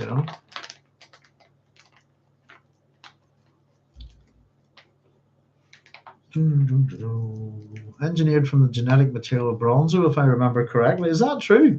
We know she's taken from Malky, but is that the original? That'll be quite interesting. Thank you, Carlos. So going ahead one chapter at a time, I'm not too sure. As the further we go down the Dune books, the further my Dune drift kicks in. Big Alaska Joe says getting old has its disadvantages as well. The wisdom sure is nice, though. It is. Well, I agree. Um, but I don't know. Getting older. No, I'm actually quite lucky to be here. I have to say, over the years, I've nearly left the mortal coil several times, But I was somebody they used to tell me I wouldn't live. A lot of people that knew me used to say I wouldn't live very long because I was a lot wilder in my youth. But I think it has its advantages and disadvantages, doesn't it? But the wisdom is good, as you say. Take the Alaska Joe. Don't you wish you had it when you were 20? That wisdom. My only thing is that old scars, old wounds, and injuries tend to bother you a lot more. I think I've noticed that I thought I left them all behind me, and all the aches and pains and stuff that you've accumulated over the years. Carlos is saying, I wonder if the Tailaxi had a hand in designing Hwi as well. I think we know that for a fact is no. I think we've heard that already, Carlos, somewhere way back. But it, just in terms of who's helped put together Hwi, etc., because there are a number of different groups. But I'm pretty sure there's no hint of the Tailaxu in Hwi, though I can't remember where. So I'm pretty sure it's a good question to wonder, but I think the answer is no. At the same time, human engineering, human cloning, gorillas, etc., always has seemed to be, technologically speaking, their speciality. I suppose it's possible that different groups have been spying on each other, learning secrets, this kind of thing, over the years, and maybe developed a few technologies. But I always got the sense if you wanted a clone or a goal of the Tailaxu were the people you went to. And here we have the Ixians producing human beings anyway, somehow. Again, we don't have the full SP on it, do we? There's Ryan the Scar saying, cheers, everyone. Greetings, Ryan. How you doing? Thanks very much for joining us. Big Glass goes, Hwi is a kind of Kwisatz Haderach in her own way. It seems very good, very interesting point. Yeah, there is something about her, something very powerful, and something almost scary to the God Emperor. I think again we'll see these aspects of her character, but to get in front of the God Emperor, to have him so enamored with Hwi, and for her going, why haven't they been wiped out long ago? There's a suggestive, in other words, why haven't you wiped them out? I think is you've had 3,500 years to do so, but it's from we can understand her anger and loss here, if you like, but they should all be wiped out. Why haven't they been wiped out long ago? It's not the sort of comment we would think we would expect from gentle Hwi, and the God Emperor himself points it out, before sharing his own genocidal considerations. And considering wiping out the Bene Gesserit because they're so close to what they should be and yet so far, doesn't really make much sense, does it? So indeed, the results fit the mistake. Even after all the grand attempts at ecumenism, there were countless gods, minor deities, and would-be prophets throughout the empire. So Leto has created his monotheistic religion to push his agenda, to push the golden path in his empire. And we've even seen recently just House Carino's little myth that they will rise again, and he wanted that wipe that out. Yeah, no, not going to happen. We'll not have these myths and legends if they're not mine. So attempts at ecumenism, in other words, attempts to create unity, if you like, within all the religious spheres of the empire, haven't gotten rid of the gods. I would have went with quasi-deities and was it quasi-deities and minor quasi-deities, minor gods, and stuff like that. Gods, minor deities, and would-be prophets. So it seems that there are plenty of them still, despite Leto's attempts at monotheism. We have all sorts of gods, all sorts of little divinities, prophets going about prophesizing. So not much has changed, you know. It's ultimately, if you look at, I suppose, the spread of the monotheistic religions, you know, even things like within the Roman Empire, that kind of the Roman interpretation, that kind of religious syncretism, if you like, to maintain and tolerate other religions and incorporate them. I don't know. It's interesting. All our Irish gods and little folk and all of that stuff still are, we still know about them, despite what Christianity has done in Ireland. And particularly in Ireland, I suppose Christianity is very much a Roman interpretation. Our old gods are mighty, what you might think of as mighty elven warrior poets and stuff, have been reduced to little people, fairies and leprechauns and all that shit. You know, you know. I don't know if you know, for example, like, you know, I'm sure some of you know of the Shay, for example, which are like, some people think of them as like the old gods or descended from the Tuatha De Danann in Ireland, and or something very similar. But they're also known as the Sloan Shay, by the way, which is the host or the army or the horde of the Shay, and that's my name. Is the original version of mine. My name is Sloan, as I'm sure you know, but originally it's Sloey is how you would pronounce it. And my name means host, army, or horde. So if you look up the S Shay, for example, or the Shay in general, have a wee nosy, you'll see that Schlog. It looks like Schloch, but it's Shloy Fay, or Shloy Shay, sorry. And that's what the Shloy, the Shloy are, is the horde, the host, the army, the like the wild hunt, that kind of thing. I know all about them. Especially within Ireland, Christianity has, like certain religions do, whenever they arrive within, I suppose, and spread their word, they tend to build their religious sites on top of other religious sites, if you like. So there's actually a wealth of archaeological work to be done in Ireland if we could dig up the churches and find out what's underneath them, you know. There you go, the Shay, that's it, Sidhe. Oh, sorry, I'll miss a few comments, so I'll jump back. Big Glasgow Joe said, as like a Kwisatz Satarak in her own way, it seems. It's a very good point. Carlos said, my bad, it was Malky. Yeah, Malky's, is he your father? Is he your uncle? Is he your genetic father? No worries, Carlos. I'm rather glad I didn't have the wisdom then. I was enough of a menace as I was. Yeah, I suppose that's a good point. I've always been pretty smart, but when I was young, I was very, very foolish. And I wonder what it might have been like to be very, very foolish with a lot of wisdom. I think I might have been quite dangerous. Yeah, I feel you, Carlos. There's a game called Changeling that is inspired by Irish myths. All right. Not heard of that. I'll scribble that down for Changelings, yeah. Getting some stuff to look at tonight. Signal One and Changeling. Changelings are interesting, aren't they? I think there was a legal case, I don't think it was more than a couple of 100 years ago that we last had a case of a changeling in Ireland, wasn't it? Somebody actually thought that their kid had been swapped, you know, with a little demon or something, you know. It's like D&D, isn't it? It's a tabletop dice game. Oh, very good. Can you bear with me a wee second, folks? I'm getting growled at here. I think my doggy needs out. I'll be right back. Let me just get where we were at before I move on. There we are. I'll just plug that down there. Give me 1 wee second, folks. Oh, you all right, big love? Do you need out?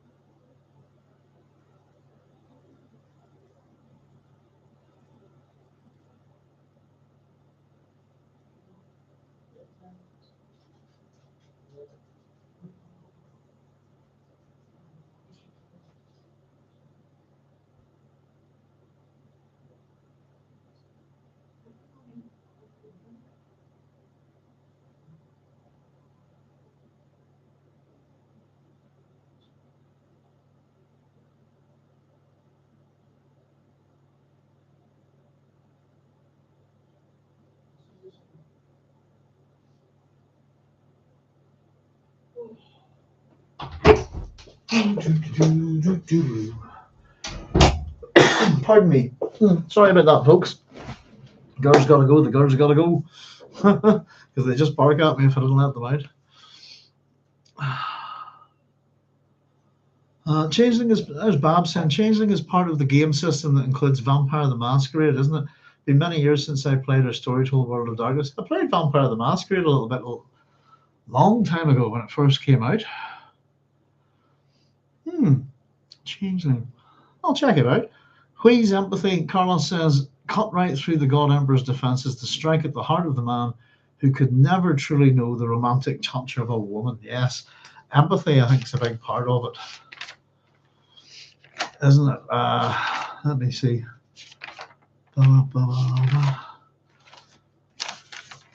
I'll show it to you when I get there, Carlos, but I've written empathy in a big circle somewhere. There it is. It's a few pages down.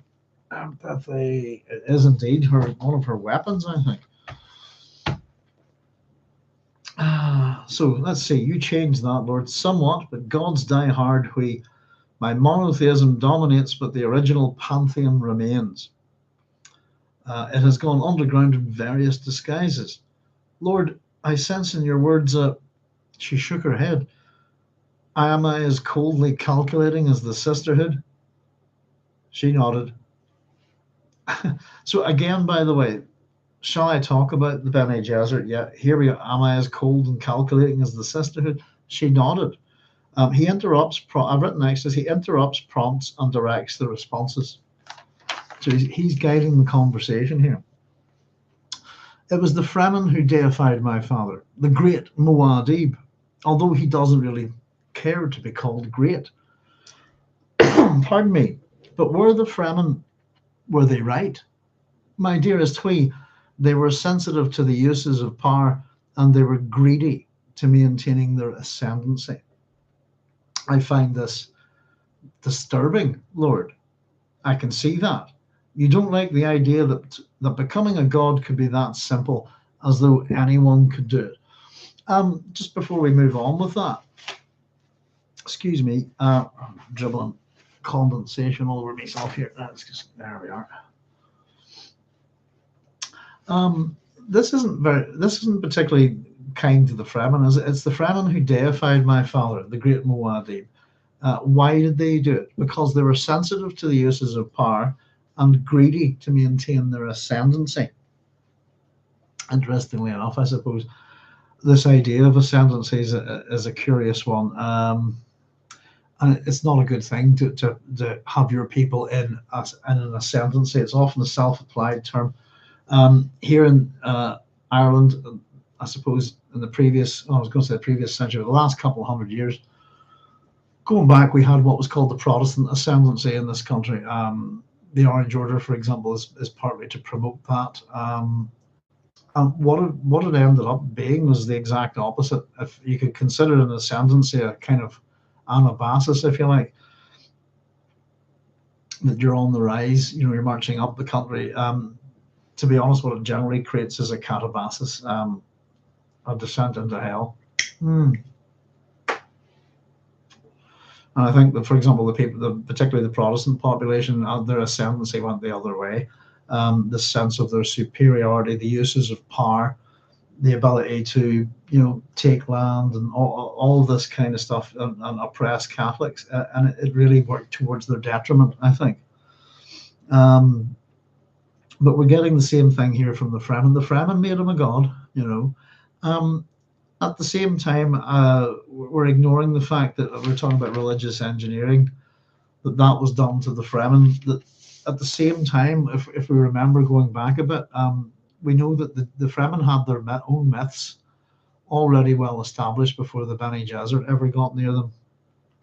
And at the same time, we're also remembering that it's really Pardo Kynes, Leat Kynes' father, who started manipulating them and manipulating these faiths and so on and so forth. But ultimately, regardless of who's responsible, it was the Fremen that made a god out of Muad'Dib. Why? Because they're sensitive to the uses of power. He's their god, he'll be their power, and they're greedy to maintain their ascendancy. Our Lord is God, so there you go. We're the best, we're the most powerful, we're the most dangerous, we control. It's what they end up being. But at the same time, not really, because it's the Atreides that run it all, isn't it? I find this disturbing, Lord. I can see that. You don't like the idea that becoming a god could be that simple, as though anyone could do it. It sounds much too casual, Lord. Her voice had a remote and testing quality. I assure you that anyone could not do it. I don't know. I'm not so sure about that.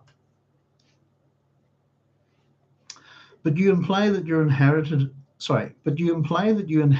your godhood from. Never, she's interrupted here, never suggest that to a fish speaker, he said. They react violently against heresy. So he's giving her a warning here. And this is the bit that I was talking about with Hwi asking the fish speaker previously, you don't believe this? That's up at C notes 20. Was Hwi in peril there? I'm not too sure. I don't think so, because she's being brought to the God Emperor at his command. So, but don't ever say that I inherited my godhood from Muad'Dib or from the Fremen or whoever you're going to say. Never's an absolute there, isn't it? It's a warning he gives her, a bit of a change in tone. She tried to swallow in a dry throat. I say this only to protect you, he said. Her voice was faint. Thank you, Lord. My godhood began when I told my Fremen I no longer could give the death water to the tribes. You know about the death water. In the Dune days, the water recovered from the bodies of the dead, she said. Ah, you have read Noah Arkwright. She managed a faint smile. Where's a good place to stop here? Right, I'll just go on a little bit and we'll come to Noah Arkwright. I told my Fremen the water would be consecrated to a supreme deity, left nameless. Fremen were still allowed to control this water through my largesse. Water must have been very precious in these days. Very. And I, as delegate of this nameless deity, held loose control of that precious water for almost 300 years. She chewed at her lower lip. It still sounds calculating. Sorry, I'll read that again. It still sounds calculating, he asked. She nodded. Again, by the way, prompting and directing the response. Holly, love. What are you barking? Oh, she's not barking at me. What's the matter? Is there some evil at the door? Huh? Bear with me 1 second, folks. Excuse me. Hey. What's the matter, love?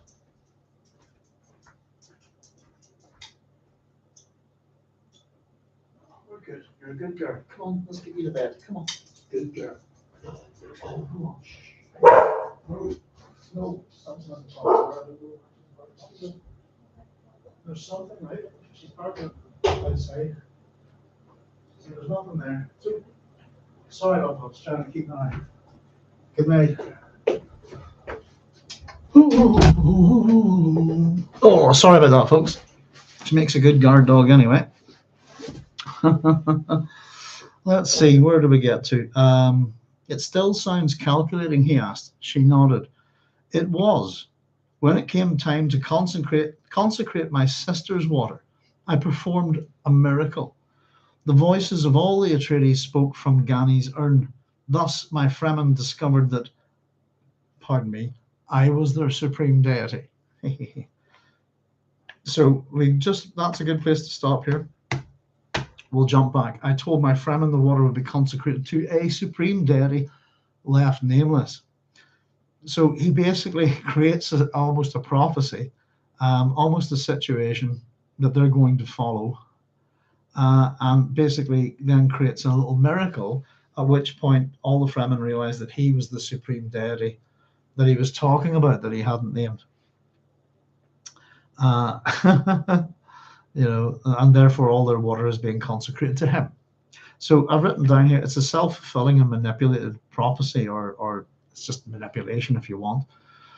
But there you go. I thought that was an interesting little thing there. Now, Noah Arkwright, folks. I'll quickly catch up with your comments, grab some fluids, and we'll have a chat about Noah Arkwright. Carlos was saying, Hwi's empathy cut right through the God Emperor's defenses to strike at the heart of the man who could never truly know the romantic touch of a woman. Yes, indeed. Big Laskajo says, Babs, my brother and I did some of the original work to bring Wraith and Faye to LARP, live action roleplay. Big Laskajo, his own mission area protectiva. Excellent. I suppose a lot of us are that. Maybe I'm just curious about this, but I'm a first generation, I suppose, wouldn't you call that? Role play game player. So the role play games that I was particularly into, but was first edition AD&D and Dungeons and Dragons. That's where I started first, and all the other different games that were sort of popping up. It was a great time. The late 70s, early 80s. Somebody gave me a long time ago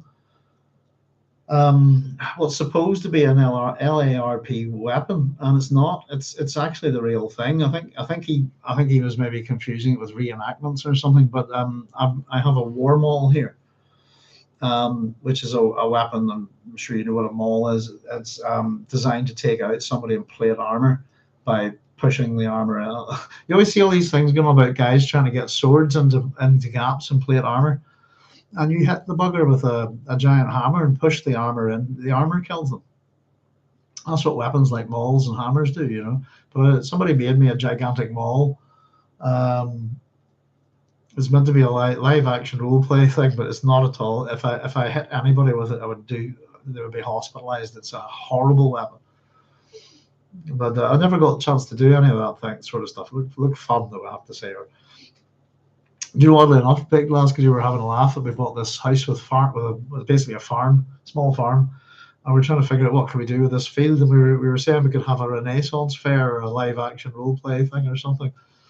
Might be amusing. Big Alaska Joe says that's where we all started. I suspect the old D&D. It's a great game. As much as I enjoy systems, I don't think everything that's come after it has not been of an improvement at all.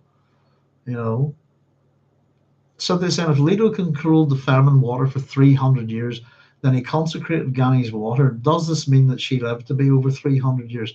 I'm guessing. With the longevity, we've got a nod to how old Mineo is.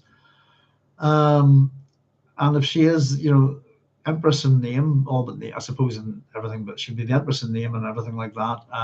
Has a relationship with Farad'n, but I don't see why.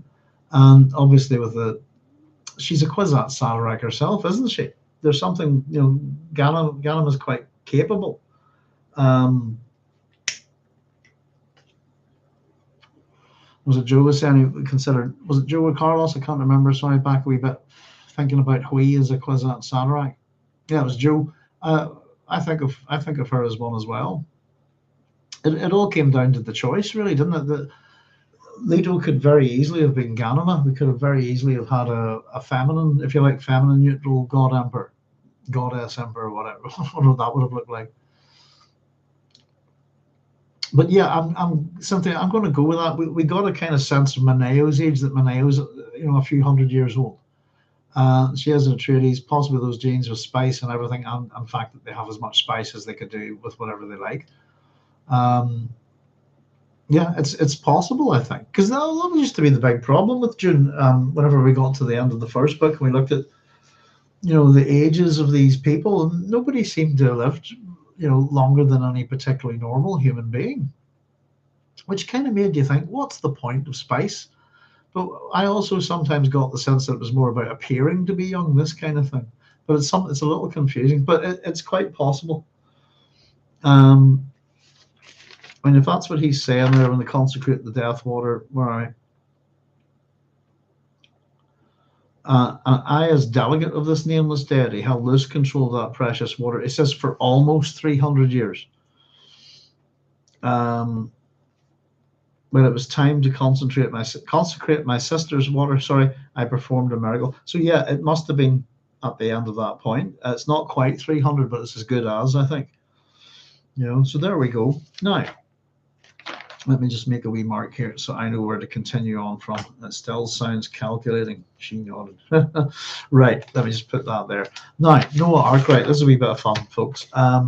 We've had the mention of Noah Arkwright twice in this chapter as a fictional historian, and we've just had it mentioned a second time. So this is where Hwi is saying in the Dune days, the water recovered from the bodies of the dead, and Leto says, you have read Noah Arkwright.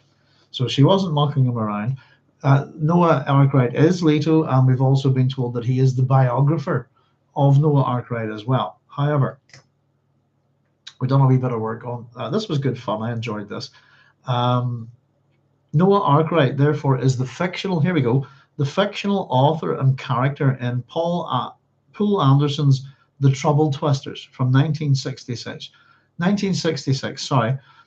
which collects 3 stories. They're called The Three-Cornered Wheel, Sun Invisible, and The Trouble Twisters, which is also known as Trader Team. Publication dates for those, so it's published as a book in 1966, but the 3 stories, The Three-Cornered Wheel is 1963, A Sun Invisible 1966, and The Trouble Twisters is from 1965. Now, each of these stories in this book by Poul Anderson has an introduction in some way involving a character called Noah Arkwright. The first of these is where we get a character called Vance Hall, another fictional character, commenting on the philosophy of Noah Arkwright.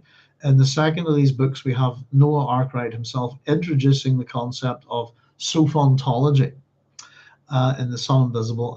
Where are we? And in the third of these stories, what's presented is that the story is presented as being recorded in the diary of Urwin the Wide-Faring, and it is actually about his recollections all about Noah Arkwright. And I've written here, not David Falkane.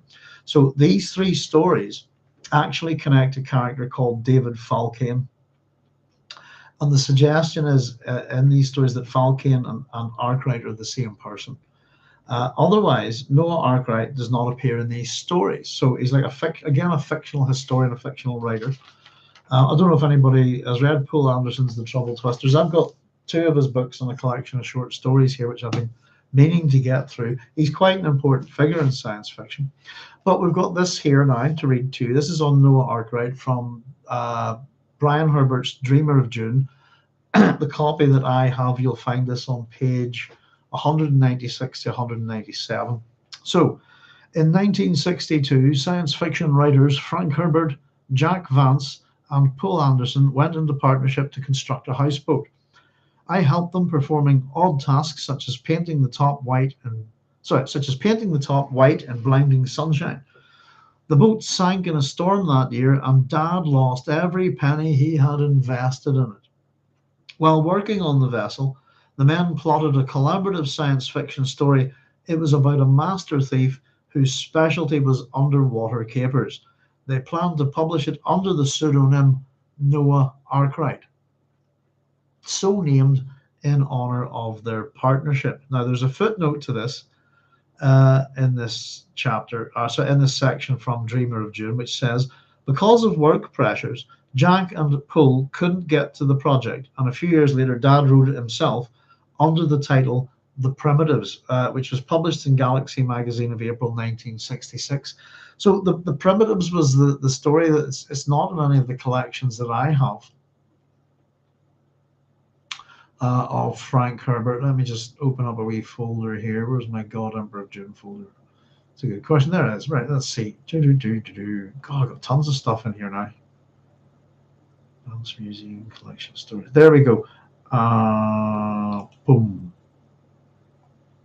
So there is a collected stories of Frank Herbert, is the 6th and first posthumous anthology of short science fiction stories by Frank Herbert, released by Tor Books on November 18, 2014. So it's got a chunk of these. I say almost all of them are, but yeah, there we go. But the primitives is there. Amongst that, in fact, it's pretty much a big collection. It looks like all of Frank Herbert's short stories. That might be worth picking up. Is the collected short stories of Frank Herbert. Bear with me a second, folks. That's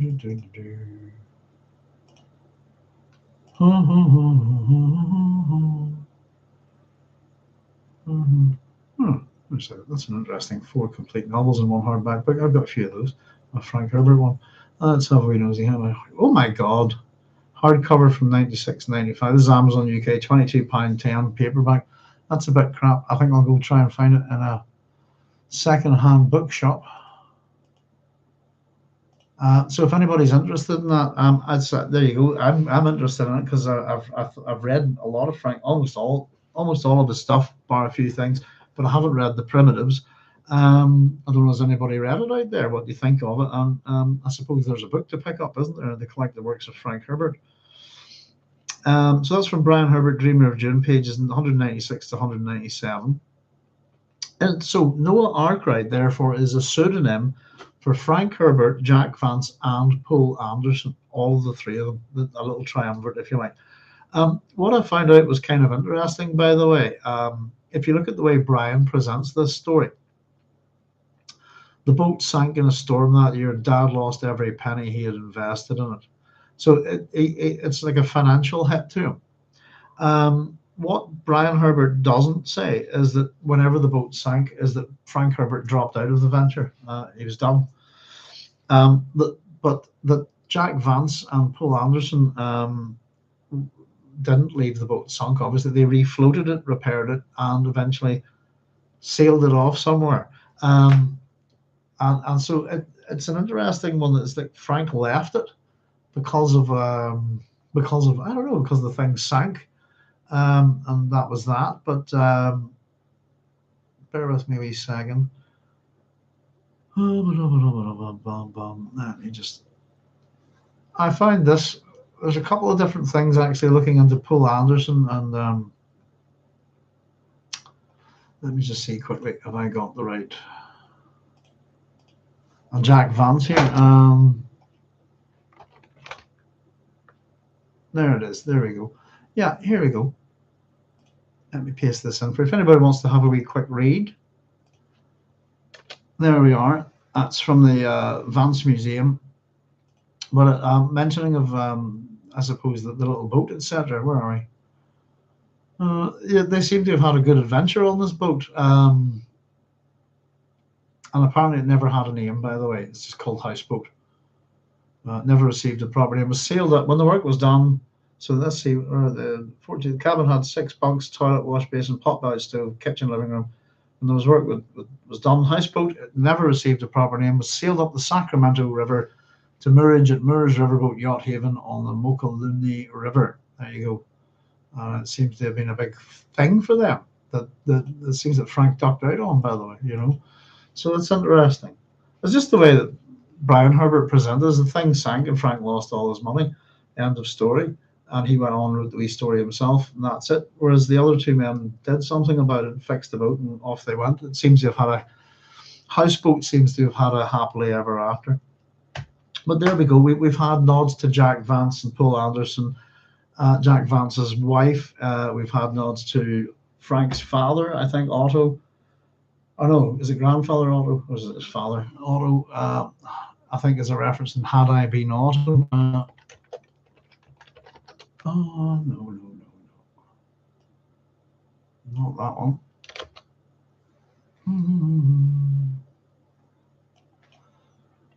Oh, I'm melting in here, folks. Let's see.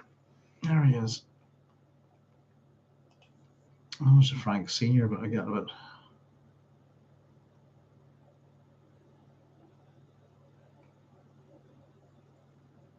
Was Otto the grandfather or uncle or something like that? I think he has a relative called Otto. So this is another one of these little nods, I suppose, to the the Vance Herbert Anderson family friendships, if you like. But I had found a couple of things online where people thought Noah Arkwright was a biblical reference. I suppose it can be, but also some people thought it was the name of that boat. So there you go. Noah Arkwright is a fictional author and character within Poul Anderson's The Trouble Twisters book, which is a collection of 3 stories, and is actually a pseudonym for Vance, a proposed project where all 3 writers would work together, Herbert, Vance, and Anderson. So all of them together are Noah Arkwright. And that was fun to research. I enjoyed that. Because what I thought I found really interesting was that the boat wasn't wrecked. The boat, they fixed the problem, And I kind of always thought that was kind of Frank's attitude to things. The boat sank. What are you going to do about it? It seems to be like a Robert Heinlein. I'll fix it. I'll get the thing back up. But not with Frank. Just saw it as a financial loss. But the way Brian Herbert presents it anyway, and off he went.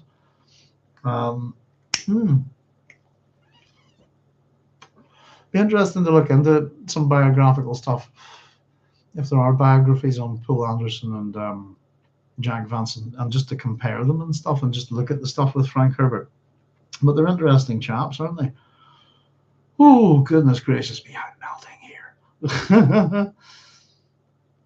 Big Alaska Joe says, maybe she did. The spice is pretty good at keeping humans alive. Yes, indeed. Carlos is saying, Cynthia, we know that Reverend Mothers can be functionally immortal if they choose, if it's entirely possible. She might have been motivated by a desire to be there for Leto for as long as possible. That's a good point, Carlos. We do learn that that Jessica is particularly miffed when she arrives and Dune Messiah on Arrakis. The Bene Gesserit know the secret to keeping young, don't they? They don't. It's a weird one because they don't want anybody to know. Rather than that they can control people with words. But I think it's Alia, both Alia and Irulan are looking far too young, aren't they?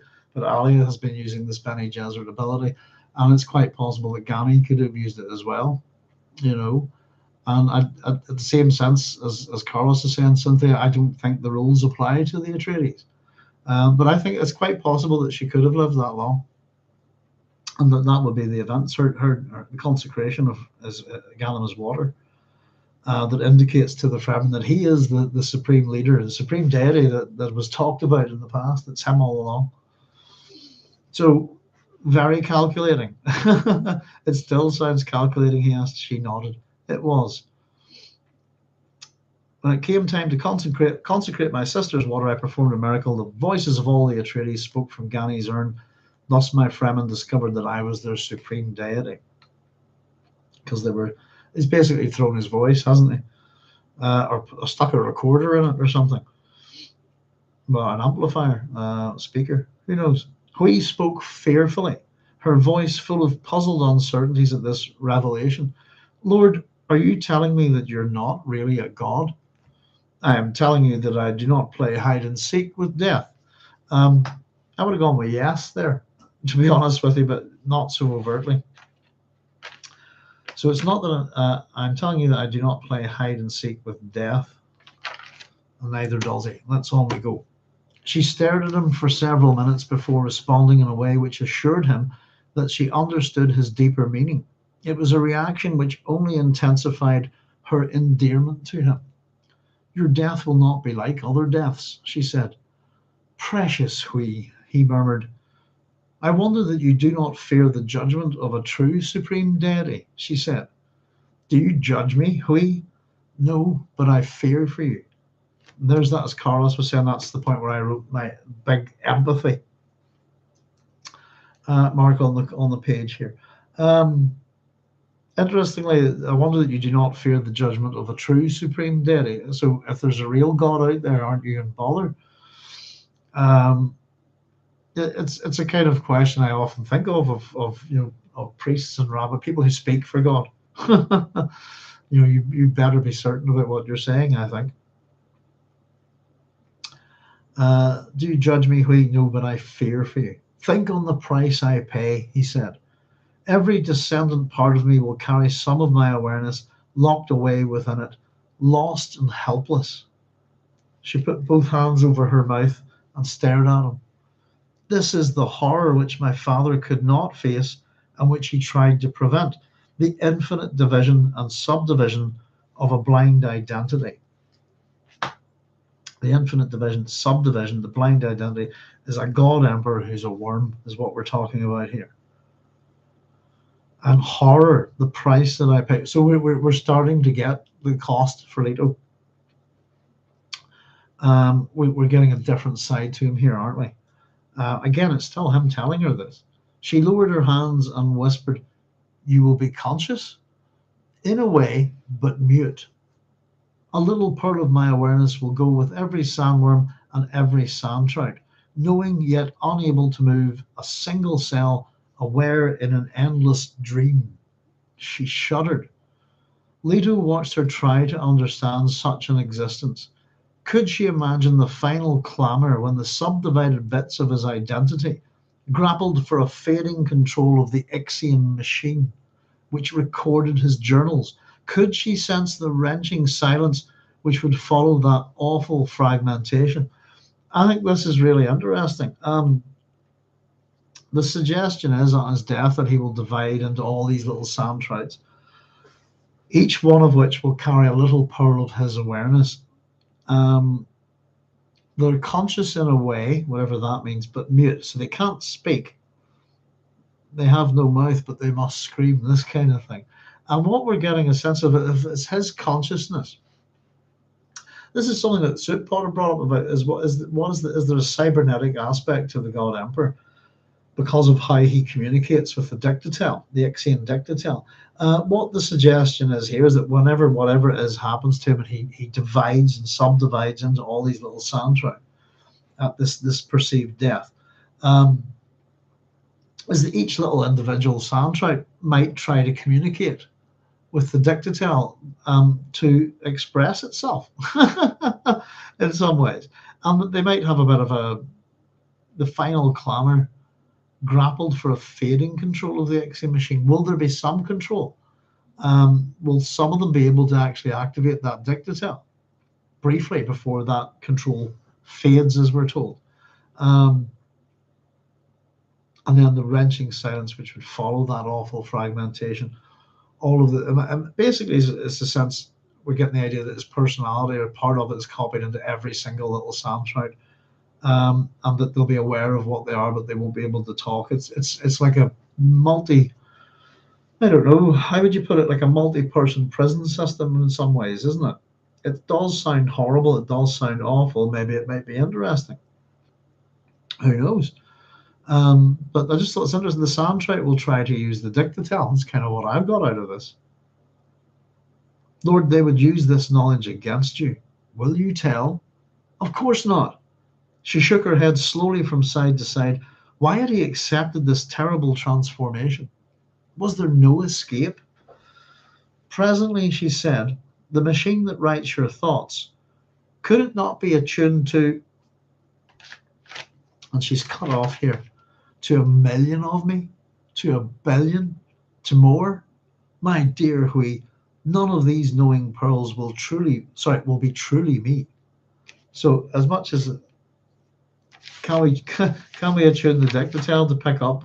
This, I think, is what she's suggesting. The interesting thing is the machine, that what she says here, the machine that writes your thoughts, could it not be attuned to? And she's cut off here.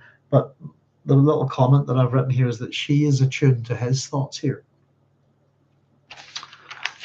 She's working the problem, isn't she? She's trying to figure out, is there something we could do for you? But none of these knowing pearls will be truly me. So there's only one leader. They'll all have a fragment of him. There'll be a bit of him, but they'll not be him. It's the paradoxical statement of that, isn't it? They'll be me, but not me. And it does amuse me a wee bit just to think of all these little sandworms with a little bit of his awareness trying to pass their thoughts on to the dictatel for posterity or for history or whatever. It could be very, very confusing.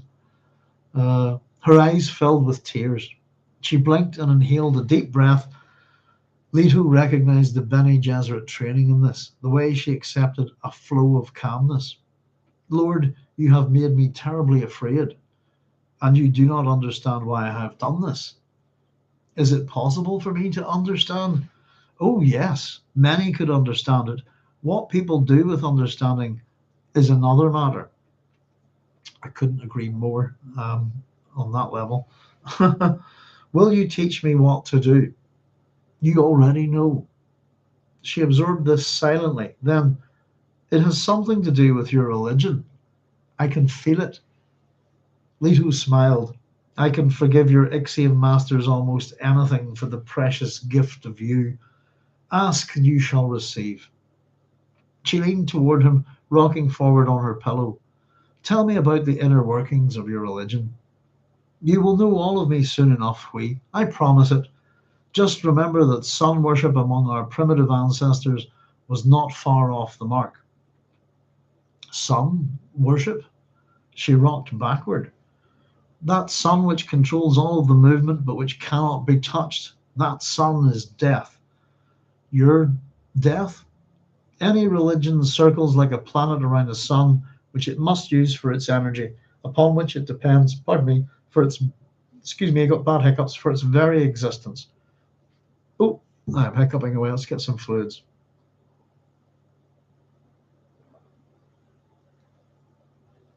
Sun worship amongst our primitive ancestors, not far off the mark. Something similar to that. Worship of the sun's quite an interesting thing. We've many, many different solar deities. And I used to actually not, I can't remember, we talked about this a good while back about solar deities, I think. And I was saying at the time, I thought even in Irish mythology, the solar deity is female.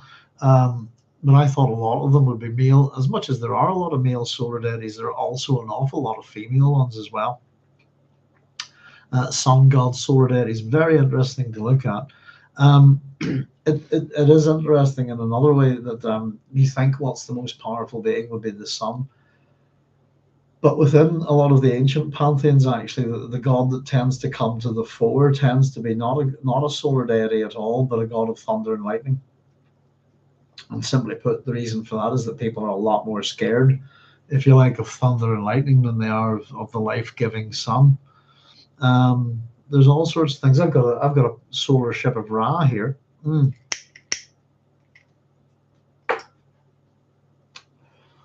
Oh, I'll tell you what, I'll show it to you. Why not when we're on sun deities? Give me a second. Some papyrus.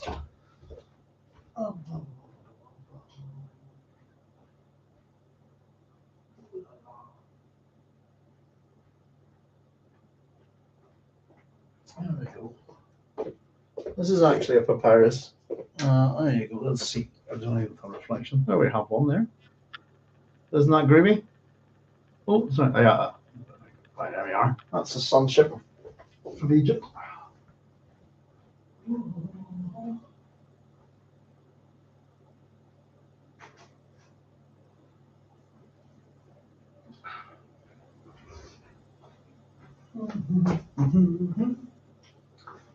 I was just realizing that my dad made the frames for those pictures.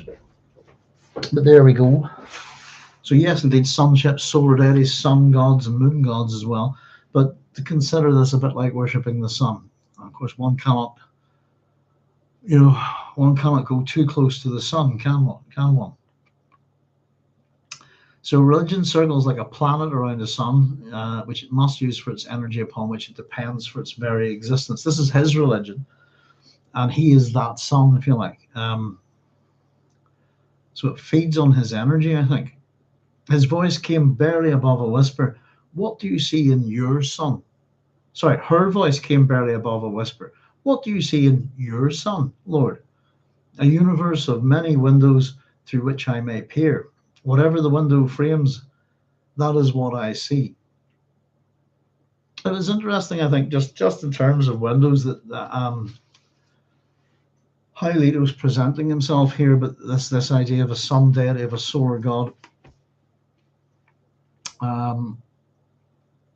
We have this, what do you see in your sun? The thing that you get energy from, a universe of many windows. Well, through which I may appear, whatever the window frames, that is what I see. And I just thought it was an interesting contrast to the start of this chapter with the windows there. Where are we? Because the room that Hwi is in at the start of this, and she has her little journey to the, and she has a literal catabasis, doesn't she? She's marched into hell, marched into the underground. At the very beginning of the chapter, the ambassadorial office, we're told a half-circle desk which concealed the controls for many Ixian devices beneath its highly polished surface. The room was a darkly important appearing place with brown wood panels covering instruments which shielded it from spying. There were no windows. So it was just that she's gone from a state, I suppose, I thought of all the things, where no windows in her embassy, down into meeting the God Emperor, having a chat about worship, sun, all this, and then how he sees, what does he get from his son? A universe of many windows. And I think for all the devices that Hwi Noree had in her embassy, she couldn't look out the window. I think is a strange thing. When the COVID was on, my wife was at her work. Her bosses stuck her in a room with no windows, no nothing, just a little cubicle, if you like, no ventilation, no air. Not good for her at all. But a universe of many windows through which I may peer. Whatever the window frames, that is what I see. The future. The universe is timeless as its roots and contains therefore all times and all futures. It's true then, she said. You saw a thing which this, she gestured at his long ribbed body, prevents. So this is the cause of his sacrifice, isn't it? This is she's getting a hint of it, the golden path. What has he seen?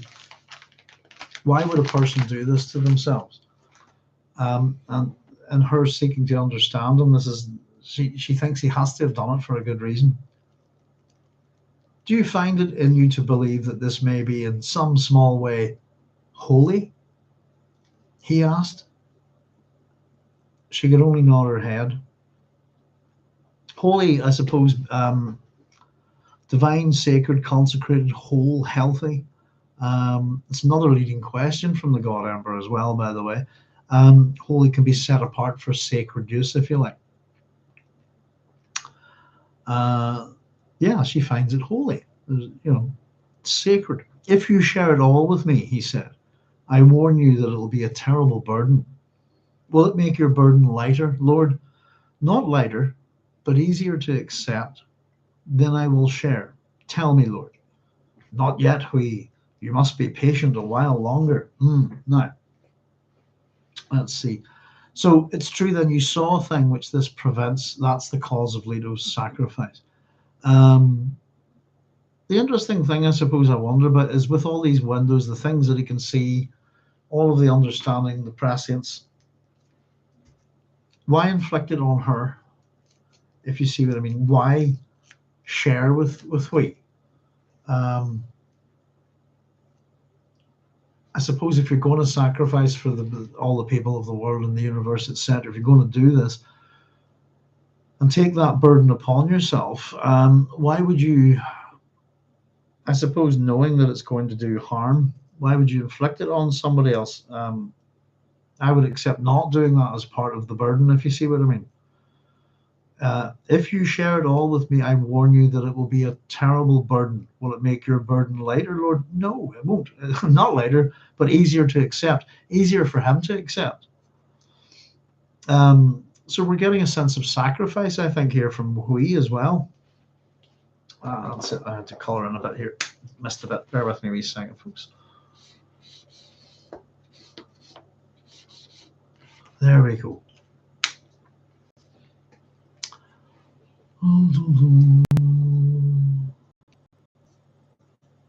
Big Alaska Joe says, speaking of pearls of his conscience, do you think Herbert may be intended to bring him back as the god worm at some point? Possibly, yeah. Um, Again, as Carlos is just, we'll never know. This is Carlos. I'm sure Frank endings was nothing like the Herbert Anderson ending we got. Big Alaska Joe says that's fair. Yeah, the ending that they provided with, oh, I don't know, the use of certain kind of names and stuff, that they attempt to Latinize and Greek a lot of it, and then just, I don't know how many Deus Ex Machinas are in the end of the Dune series by these two, but it's a lot. It's very shoddy. I thought, I didn't like it. I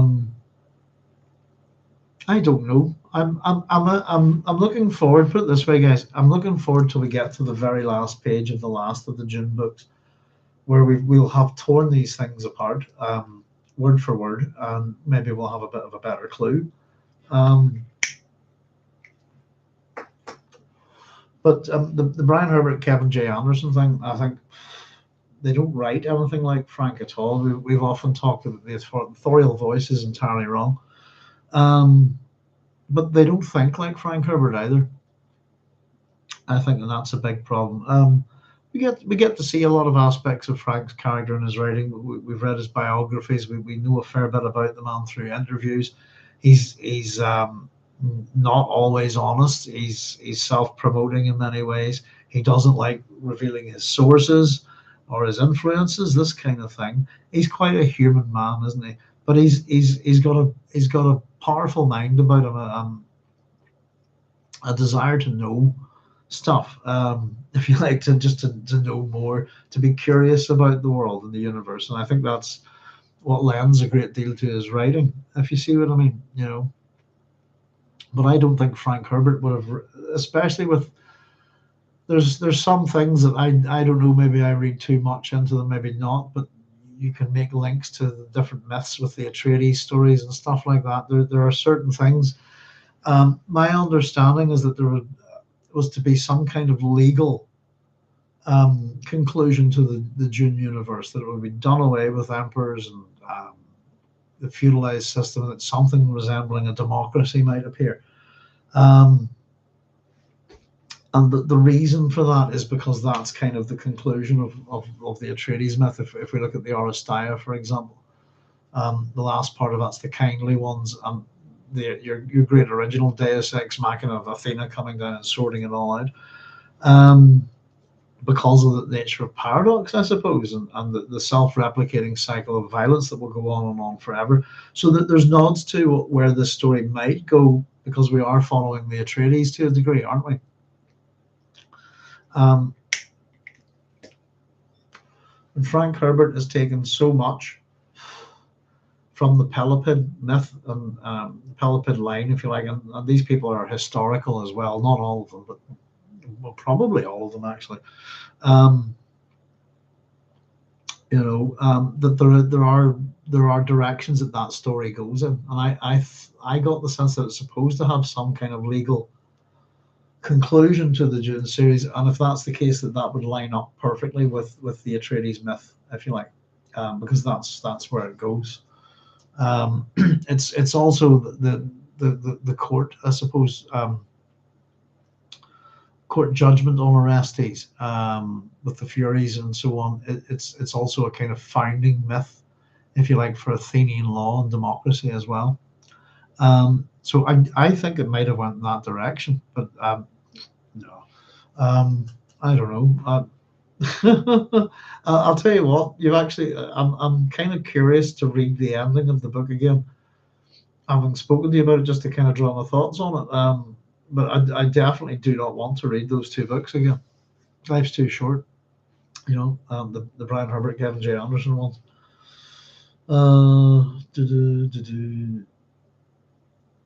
So they say, bringing Leto back in some form in book 6 would be more interesting than the Duncan iterations. I sensed that the Bene Gesserit wanted to grow a worm to see if it was possible to connect or control Leto. Baked Alaska Joe says, right, what else would they go to such lengths to remake Arrakis if Leto himself was not the prize? I think Herbert was big on payoffs, so it would have made sense if he had continued the books, perhaps. Yeah, my own observation on his payoffs are Baked Alaska Joe are that some pay off and others he lets go. And the reason that he does that is for mystery. It's kind of part of his almost strategy, and I want my readers to come back to these books. What Brian J. should we call him just Brian J. Anderson? Brian Herbert and Kevin J. Anderson have done is it's a bit like what they're doing with Lord of the Rings. They're looking for any loose thread, or something that hasn't been. We'll go and talk about that, and it kind of ruins the mystery and the wondering, if you like, of the Dune series. We're taking these books apart here word for word just so that we can understand them better. It's partly my nature, I suppose. I'm a bit of a pedant, but at the same time, it's partly to enjoy them and to get a higher sense of enjoyment by understanding them better, I think, and by understanding the author's intent. It's a good thing to do. But by the time we're finished, there's no way on this earth we're going to have all the answers. It's not going to happen, because Frank didn't want us to have them. And as much as we're finding all sorts of things, aren't we, within this? And there is a layer to, particularly the etymology, the naming of things, the use of language and words within this book. It opens up all sorts of layered meanings, But I think, see, again, we've got the God Emperor here saying, I will share you with, then I will share, tell me, Lord, not yet, Hwi. You must be patient a while longer. He's always delaying. He's always giving us, the reader, characters too, bit of mystery, bit of tension, but wonder what's going to happen. Even though we're always getting through the idea of prescience and future history, we're aware of things that are going to happen. It's kind of, I think we said a long time ago, people saying spoiler alert. It's kind of hard to spoil these books because the author does it consistently for you by letting you know what's going to happen. And so it's a very unusual technique, and it works so well. And I think it's a big part of why people do come back to these books a lot. There's enough mystery in them, and as much as a good mystery is a mystery, it's sometimes the pursuit of the interest is great rather than the acquisition of the reward, if you like. It's the journey is sometimes better than the destination, I think. If you see what I mean. But I don't expect to come out of this book club knowing all the answers, just in case anybody thought that might be what we would be doing. It's not going to happen. There'll be little mysteries, things that Frank has left hanging, and the other thing I always pointed out is the thing that we're meant to be, the big thing that we're meant to be paying attention to, is often a diversion for the little thing that's quite important within the story.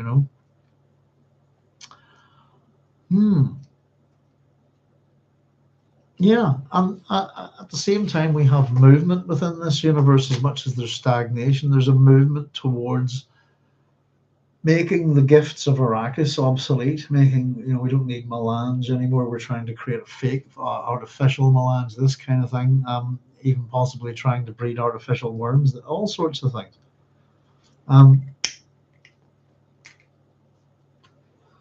There's big gaps in things as well. The idea that no laboratory could analyze and melange and figure out exactly what its chemical construction is and rebuild it or build it from scratch. I don't know. There's all sorts of little gaps within the science and technological universe in Dune. But I think when we're not told about something, that's for us to wonder a little bit about. But yeah, the payoff, where is it? And that's the thing as well, because there would have been enormous payoff in the last Dune book. There really would have. Where we're at in the story with Duncan on as the Ithaca, etc. There's a loaded name again. As I'm sure you know, is the home of Odysseus. There's always these connections to the Greek myths that are firmly connected within the story. All this character that we're looking at, the God Emperor, is a direct descendant of Agamemnon, is a direct descendant of Atreus, and therefore Pelops, and therefore Tantalus as well. But it sounds like pretty bad. What's going to happen to it? It doesn't sound pleasant. It does sound like some kind of existential hell, which makes his sacrifice possibly more important, more greater to us, and we're starting to consider him a bit differently, aren't we? The thing that makes it all very tricky for us is not knowing, Kralazek, what's the Typhoon struggle, what's at the end of it, what is the great enemy? Is there one? I suppose. It's a problem that sci-fi and fantasy writers have, actually, is whether they build, this kind of omnipotent, undefeatable super enemy coming soon, and we'll have 7 seasons of a TV show to prepare for it. And they're often anticlimactical or handled very badly, or chuck a Deus Ex Machina or two in there because we don't know how to deal with this complicated layers of storytelling. Game of Thrones is a good example of that. Now here comes the army of the dead. Night's Dawn trilogy by Peter F. Hamilton is exactly the same thing. 3, I complain about those books quite a lot. They annoyed the hell out of me. The reason why they annoyed the hell out of me was that they were actually exceptionally good. They were very well written. They were chunky. They were worth your money. I do recommend reading them, but stand by for a super shit ending. Just, oh my God, possibly the worst Deus Ex Machina ever. I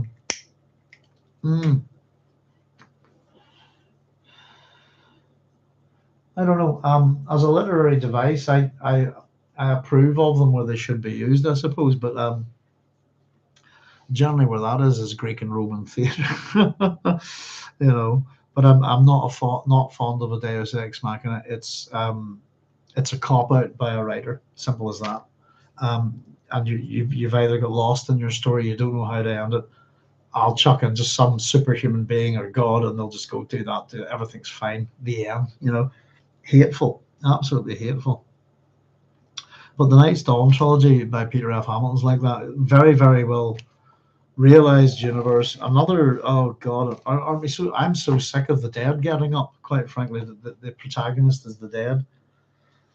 It's the dead in that universe. But it's an unbelievable Deus Ex Machina, and you're done. And the books are that thick, It's just very, very disappointing. I actually thought they were brilliant, but the ending ruined them for me.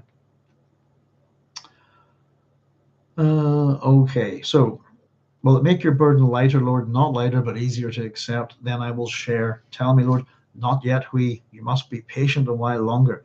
She swallowed her disappointment, sighing.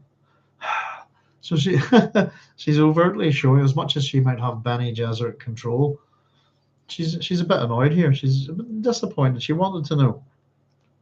Here's what he goes on to say. It's only that my Duncan Idaho grows impatient, Leto said.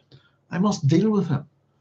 She glanced backward, but the small room remained empty. Do you wish me to leave now? I wish you would never leave me. She stared at him, noting the intensity of his regard, a hungry emptiness in his expression, which filled her with sadness. Lord, why do you tell me your secrets? I would not ask you to be the bride of a god. Her eyes went with shock. In other words, he just did, I think. Do not answer, he said. He's just asked her to be bride of Leto II, bride of the worm. Do not answer, he said. Barely moving her head, she sent her gaze along the shadowy length of his body. Do not search for the parts of me which no longer exist, he said. Some forms of physical intimacy are no longer possible for me. So no penetrative sex from the God Emperor. Some forms of physical intimacy, but not all. But she's checking out the body, and again, that ties back to her thoughts at the start of the chapter with Duncan Idaho. And she's thinking of him, isn't he dreamy? Where is it? Sorry, bear with me a wee second. Her thoughts gravitated to Idaho, such a physically attractive man, so intense. She could feel herself drawn to him. If only Leto had the body and appearance of Idaho. And here she is, and she's like, I'm getting married. Do not search for the part of me which no longer exists. So is she actively looking for his genitalia there? What would we do? Some forms of physical intimacy are no longer possible for me. She returned her attention to his curled face, noting the pink skin of his cheeks, the intensely human effect of his features in that alien frame. If you require children, he said, I would ask only that you let me choose the father. But I have not yet asked. Sorry, but I have not yet asked you anything. Her voice was faint. Lord, I do know what. I do know not. Oh, I'm sorry. I'm all teeth tonight. I'll do that again. Her voice was faint. Lord, I do not know what to. And he cuts her off. I will return to the citadel soon, he said. You will come to me there, and we will talk. I will tell you then about the thing which I prevent. I am frightened, Lord, more frightened than I ever imagined I could be. Do not fear me. I can be nothing but gentle with my gentle Hwi. As for other dangers, my fish speakers will shield you with their own bodies. They dare not let harm come to you. We get an exclamation mark there as well. So again, this we're getting a little bit of teasing from the author here. I'm not going to tell you about it, but soon, the next time I see you, then we'll speak about the thing which I prevent. So we're going to find out. This is for the reader. Just what we were talking about. Let's read on. This I can't wait to find out. And that's what Frank does really well.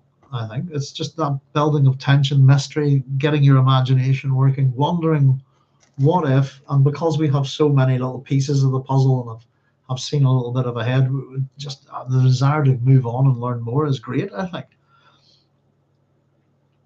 As much as I criticize Frank a wee bit, that's my job, actually, to be honest, nothing personal. But what he does well, he does really, really well. And he does there's a lot of good things to his writing style. But one of the things I adore is how I like his characterization, I like his pacing. Pacing's different in this book than the others. But this development of tension, of mystery, of wonder, he does it so well, So we're going to find out. Hwi lifted herself to her feet and stood trembling. Leto saw how deeply his words had affected her, and he felt the pain of it. Hwi's eyes glistened with tears. She clasped her hands tightly to still the trembling. He knew she would come to him willingly at the citadel. No matter what he asked, her response would be the response of his fish speakers. Yes, Lord. In other words, obedience. That's just the overall response, isn't it? It'll be yes, Lord. It came to Leto that if she would... Now, I'll start again. It came to Leto that if she could change places with him, take up his burden, she would offer herself. The fact that she could not do this added to her pain. She was intelligence built on profound sensitivity without any of Malky's hedonistic weaknesses. She was frightening in her perfection. Everything about her reaffirmed his awareness that she was precisely the kind of woman who, if he had grown to normal manhood, he would have wanted, no, demanded, as his mate. And the Ixians knew it. Leave me now, he whispered. And we're at the end of our chapter. I really enjoyed that chapter. I think it's great. Just in terms of what it's setting up, the characterization, the problem with Hwi and Duncan, who barely met. For me, it's a bit of fun. I'm never altogether happy if there's not too much work for me to do in a chapter. So we had a few wee words, again, words that Frank's bringing back in from previous books, some Arabic terms. And we have this, another one of these little nods, these characters, Noah Arkwright, which was a bit of fun to research, which is based on a pseudonym for the triumvirate of Frank Herbert, Poul Anderson, and Jack Vance. So three of the biggies. I was kind of thinking it's sad actually that maybe Frank, when the houseboat sank, that was him out. He'd spent, I've lost money. That's the way Brian Herbert presents it. What's the actual truth? I don't know, but I've got hints about this little project on stuff to do with people looking at Jack Vance's life and people looking at Poul Anderson's life. I put a wee link in there. Was it from the Vance thing? VanceMuseum.com. Worth checking out. An interesting read. But the story is presented very differently. It looks like, the boat sank and Frank went, "Ah, we're done. I've lost some money." And the other two men haven't read the little story, looked at the problem, figured out how to solved it, refloated the boat, repaired the boat, fixed it up, and then they and their families all sailed off. And I got the sense that Frank and his wife didn't go with them. I might be wrong about that, but it's a very interesting little thing. Nice to bring in a little bit of Frank's personal life there, just his little projects and stuff. I'm very, very curious, I have to say, to read this story now. What's it called? This is a Frank Herbert short story that I've not read, The Primitives. Galaxy Magazine, April 1966. It's actually just starting to wonder, are the Galaxy magazines online somewhere? Has somebody archived them or something? Because I know there's a couple of sci-fi magazines that have done that. Is it F, for example? Let's see. Cover gallery, Internet Archive.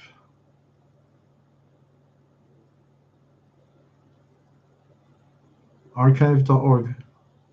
10 gigabytes. Oh, that's something off Reddit. Where are we? There's Internet Archive. Is that the Internet Archive? Bear with me a second. That would be a good resource, wouldn't it? There's Galaxy, April 1953.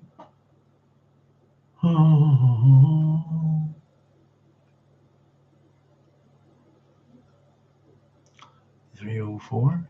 Not 100% sure, but there's a wee link to that one. I must investigate if I could get them downloaded. That would be quite good. Be a great resource, wouldn't it?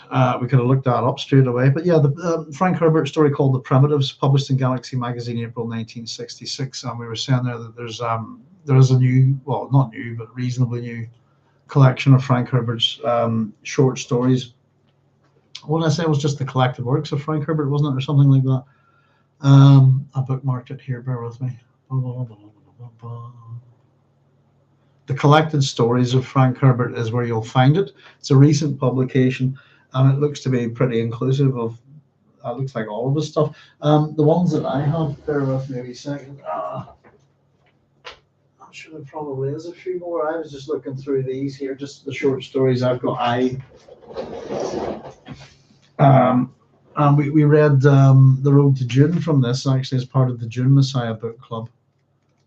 That's the one with, there you go. There's Duncan Idaho, for example. I quite like the Jim Burns illustrations in this book. And then I've got The Worlds of Frank Herbert. Let's see how many is in that. 1, 2, 3, 4. That's the 9 in that there. Tactful Saboteur by the Book Committee of the Whole, Meeting Call, Escape, Felicity, the GM Effect, The Featherbedders, Old Rambling House, and AWF Unlimited. And I've got the Book of Frank Herbert as well, which is a good see. It's got Seed Stock, The Nothing, Rat Race, Gambling Device, Looking for Something, The Gone Dogs, Passage for a Piano, Encounter in a Lonely Place, Operation Syndrome, and Occupation Force. So there's a good amount of this one. Very sad to say, I has no index in it at all. So to figure out what you're reading, I suppose it's got a list of the books in the copyright section, but there's no here's 10 books. Each short story, you just figure out what it's called on the page before it, which I don't like. But there you go. That's all the short story stuff I have of Frank Herbert. Book of Frank Herbert and The Worlds of Frank Herbert. A couple of other things with short stories in them, but they're just a part of a bigger thing. So there we go. The collected shorts. Say The Collected Stories of Frank Herbert's available. I'll have to look and see if I can pick up a second-hand copy of that somewhere. Probably some on abebooks.co.uk or something like that. But there we go, folks. How are we doing for time? Come up to 20 to 1. Let me just see any more of your comments there. Before we wrap up, let's Carl also said, I always thought that the main point of the Dune series was the need to break free of the cyclical nature of human history. Yeah, it's rapid, and that's, I suppose we have all sorts of ideas within that. But yeah, we've also got was it the sexual cycle of human warfare? Is it the cycle of something like that? That cyclical element attached to sex and violence, which we're getting a fair bit in this book. And the idea that things occur again, where we have the repetition. You're correct. It's we do have this cyclical nature within the stories. We even even within the plot itself. And I think that Frank's idea with that, I'll have to see if I can dig out the quote at some point. Here, actually, do you know what? The resources I have sitting here are ridiculous, and I always forget. I do so much from memory that I forget half the time that I've got them here. Bear with me a wee second. Not in there. I've got all sorts. Yeah, we'll have to have a wee bit of a reading some night of. Where are we? Bear with me. Where's me? Documents. No. There we go. Open that up. Right, bear with me a second. I'll do a quick word search here. Oh, God. Yeah. That's right. There we are.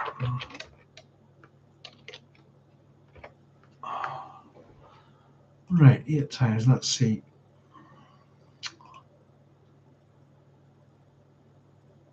Oh, hitting the wrong button. Yeah. Herbert, in writing Dune, involved himself with, this is the quote, recurrent themes that turn into paradox. Paradox is a big thing, isn't it? Let me see. No, the quote I'm looking for is not in there in that down. I'll see if I can figure it out. Boom and boom. We've mentioned it before, but I'm not exactly sure where it is. But it's to do with the cyclical nature of things, spiraling, ultimately leading to paradox.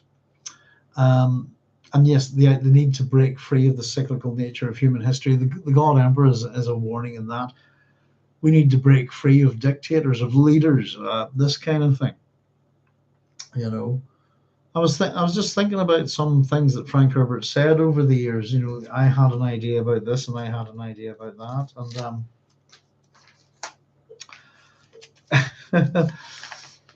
I don't know. The idea that, for example, leaders are bad. Leaders can be bad for society, but superhero type leaders can be super bad. It's nothing new at all. In fact, that concept exists well within the ancient world. And even within the stories that Frank's looking at, you've got, oh God, what is it? One that I'm quite fond on quoting. What's the play? Webster's. It's not the White Devils. What do you call it? The Duchess of Malfi. There's a quote, isn't it? Some cursed example poison it near the head, death and disease through the whole land spread. But yes, indeed, the cyclical nature of that's why that's the problem within the nature of the myth of the Atreides, is that the familial vengeance thing is that within Greek mythology, if you like, we have a goddess who deals with revenge, and her name is Nemesis.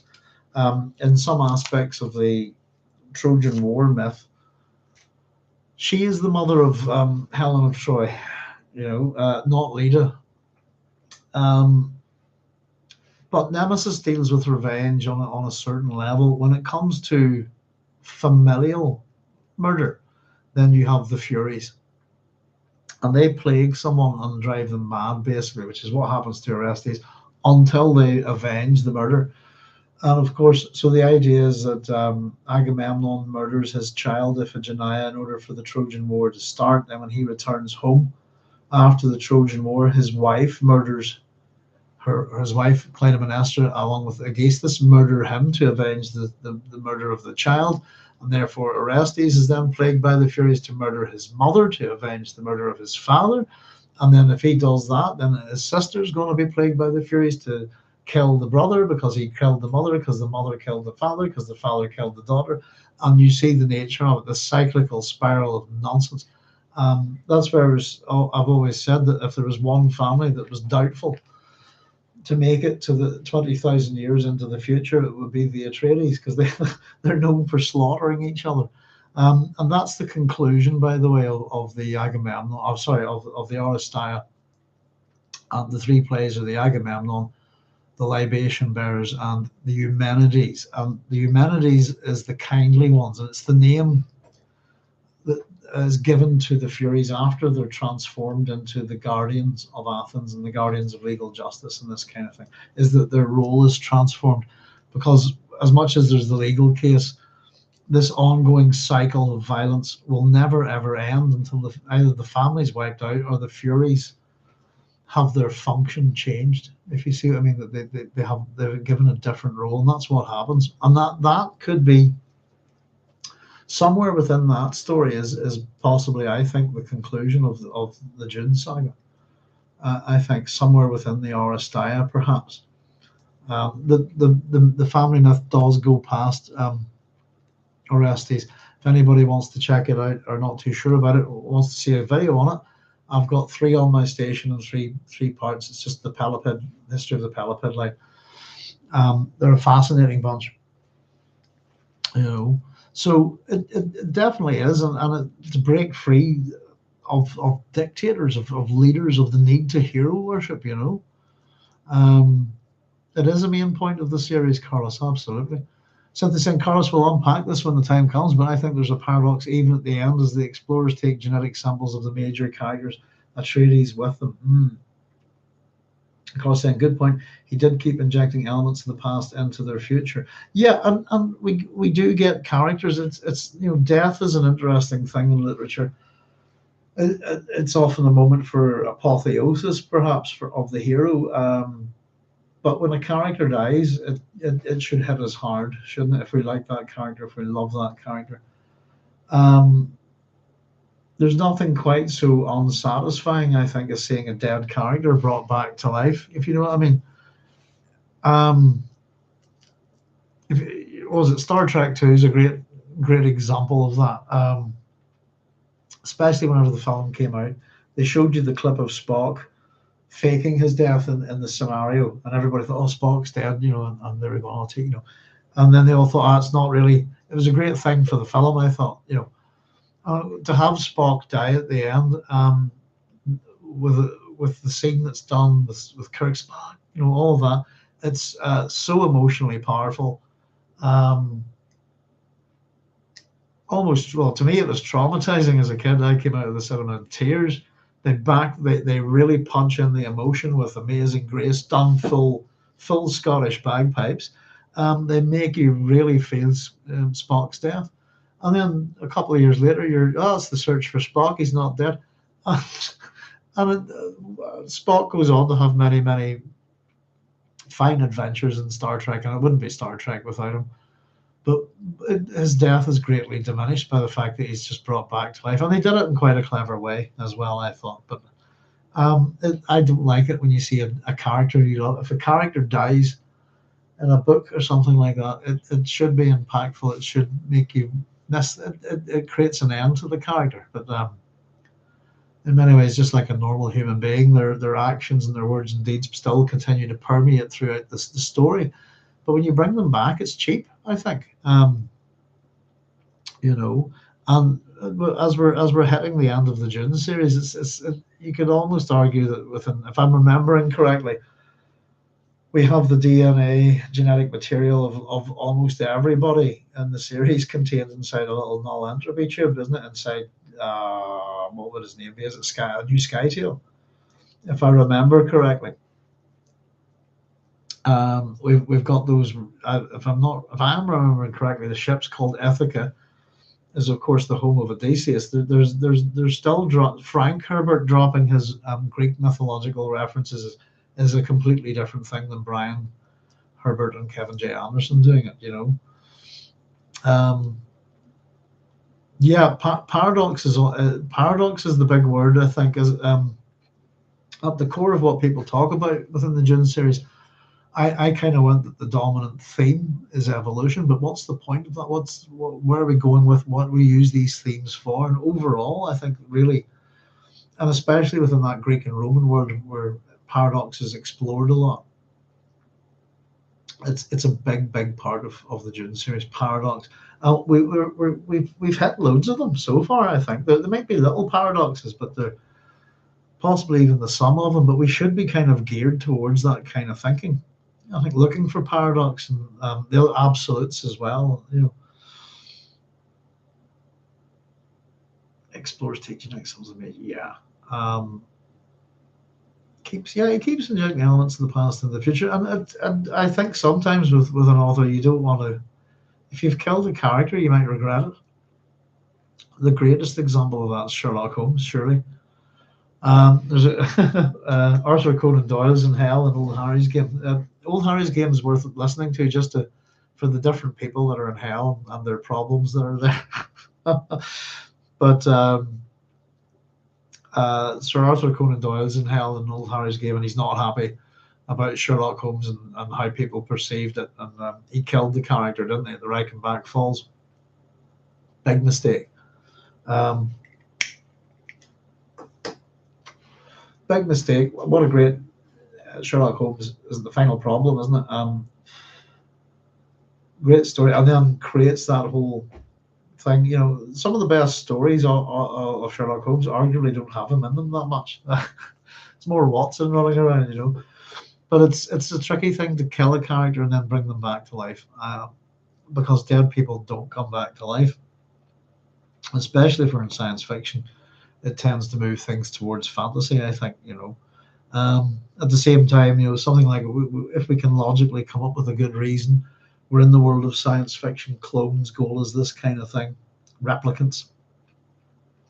There's no real reason why we can't have multiple instances of a character. I had a very funny little thought just there tonight with just reading the end of this, and it's odd you're just saying that there, Carlos and Cynthia, about paradox. It was to do with her empathy, and I was thinking a little bit about what other characters do I know where empathy is the major aspect of that character. And I'm generally thinking about telepathic characters within science fiction, empaths. The main one that I could think of, I suppose Counselor Troy's a bit of an empath in Star Trek: The Next Generation. But the main one really that I've kind of grown up with is Judge Anderson from the world of Judge Dredd, who you finally got to meet in the recent Dredd movie. What's her name? The actress that played her was very good. Olivia Thirlby. I'm really bad with names. Olivia Thirlby. That was her. She played Judge Anderson in Dredd the movie. She was really good. I thought she made an excellent young Anderson. Anderson's not that young in the comics, but empathy as an ability and the problems that creates are quite interesting. And I got the idea that of Leto feeling her pain, her feeling Leto's pain. The fact that she could not do this added to her pain. Did then Leto feel her added pain? Did she? Empathy could be a real to have two empaths in a room feeding off each other's empathy. In the way that these characters do, maybe Hwi more so than Leto, I think could be hilarious. I think you could write a very, very dark story where both of them go nuts, or where their empathy to I feel your pain and I'm feeling it too. Oh, but I'm feeling more. You feel more pain and I feel more pain because you feel my pain. I'll have this just go back and forth to the two people explode or something. There's something paradoxical about that. Just in my own head, it was a wee amusement I was running, Well, there you go, folks. It is an interesting chapter. It's we're getting to see this relationship develop. We're getting a hint at a different side, a more sympathetic side of the God Emperor, which I think we need to balance him out with. He's been very godlike, very enigmatic, and not altogether nice in many ways up until now. We have a little conversation about potential genocides here. And even the last little statement that the kind of woman who, if he had grown to normal manhood, he would have wanted. No, demanded as his mate. There's something quite odd about that, isn't there? He goes around demanding that someone be their mate. It almost suggests that if what would normal manhood be for Leto? I think he would still be an Atreides. He would still have an ego. Um, who knows? It's with those exclamation marks there. He would have wanted, no, demanded as his mate. I will have, I want her. She's mine. This is very possessive, isn't it? And the Ixians knew it, and he knows it. Leave me now, he whispered. Yes, indeed. So that's just my wee whimsy at the end of the chapter. I love this chapter. It was a lot more light, mentally speaking, for me to work through than the last one, which still has got me questions, far too many questions about the last one. But it was a nice little chapter. Not little at all. Sorry, we've had 3 massive chapters. We've got not too big a one for next week, thank goodness. So that'll take a bit of the sting off my work. And the other thing, folks, is we're finishing up today. Where are we? So my copy of the book is 420 pages long, and we've ended up on page 220 today. So we are past the halfway mark. So we're getting there. My copy of the book ends on page 420. I wonder what we'll do to celebrate when we get there. We'll have to find out. Perhaps a Ferrero Rocher or something. But listen, that's been great crack tonight, folks. Really great crack. I really enjoyed that. I hope you enjoyed the wee bit. I really did enjoy doing the research on the Noah Arkwright thing. I thought that was good fun. And I do like the way Frank, as I said, there's no such thing, I think, as an unloaded name or term in these books. There's something. He takes his time to find these names, to get the words with meaning, names with meaning, or to incorporate, family and friends like this as characters into it. It's interesting to try and track down. It's the fun of being a bit like a detective or researcher, isn't it? Little mysteries, And we've had a few of them in this chapter, and still some of our little mysteries preserved for us as readers as we go on. I can't wait to find out more, So there we go, folks. Cynthia said, thanks, Doc, and all. Thank you, Cynthia. Thank you very much, everybody, for tonight. It's been great crack. I really enjoyed it, actually. Sorry, last week's chapter was very heavy. I have to say, this was a much more lighthearted and curious chapter, I think, with a little bit more wonder in it. And getting to know the new character of Hwi as well. And of course, quite a deadly incident at the start of it as well. More face speakers, I'm getting them mixed up. More face dancers killing embassy staff and so on, and the face speakers dealing with them. So there's violence in the background, political machinations in the background, Machiavellian stuff, all of that going on, cloak and dagger, etc.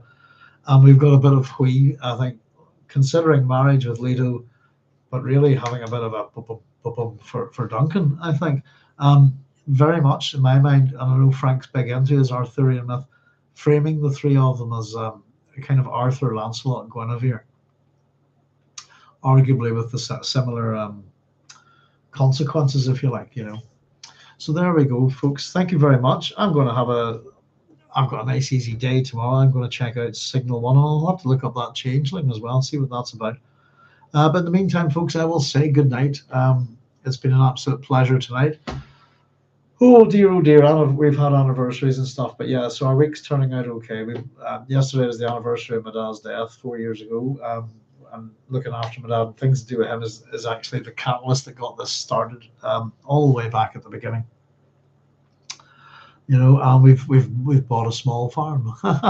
So life's changing in big ways, and I'm glad some of you have had a good week as well. So we'll see you next Thursday at 10 p.m. GMT +1 with chapter 28. We're past the halfway mark. I'm really pleased about that. It's good. And our progress there with big chunky chapters. This book's not been put together the same way as the rest of them. And I said this one's the first one that was written as not as a fix-up. It was written as a book instead of for magazine publication. So we're noticing a lot less number of mistakes in it compared to the previous 3 books, But there you go. So I'm going to say goodnight. Go check on the girls on the dog squad. So look after yourselves, folks. Take it easy. Be safe. Have a good one and be excellent to each other. And we'll see you next week at Thursday, 10 p.m. GMT +1. In the meantime, all the best. Good luck. Schlamta. See you soon. And be safe. Bye-bye. Da da da da da da da da da ba ba ba ba ba ba ba ba ba ba ba ba ba ba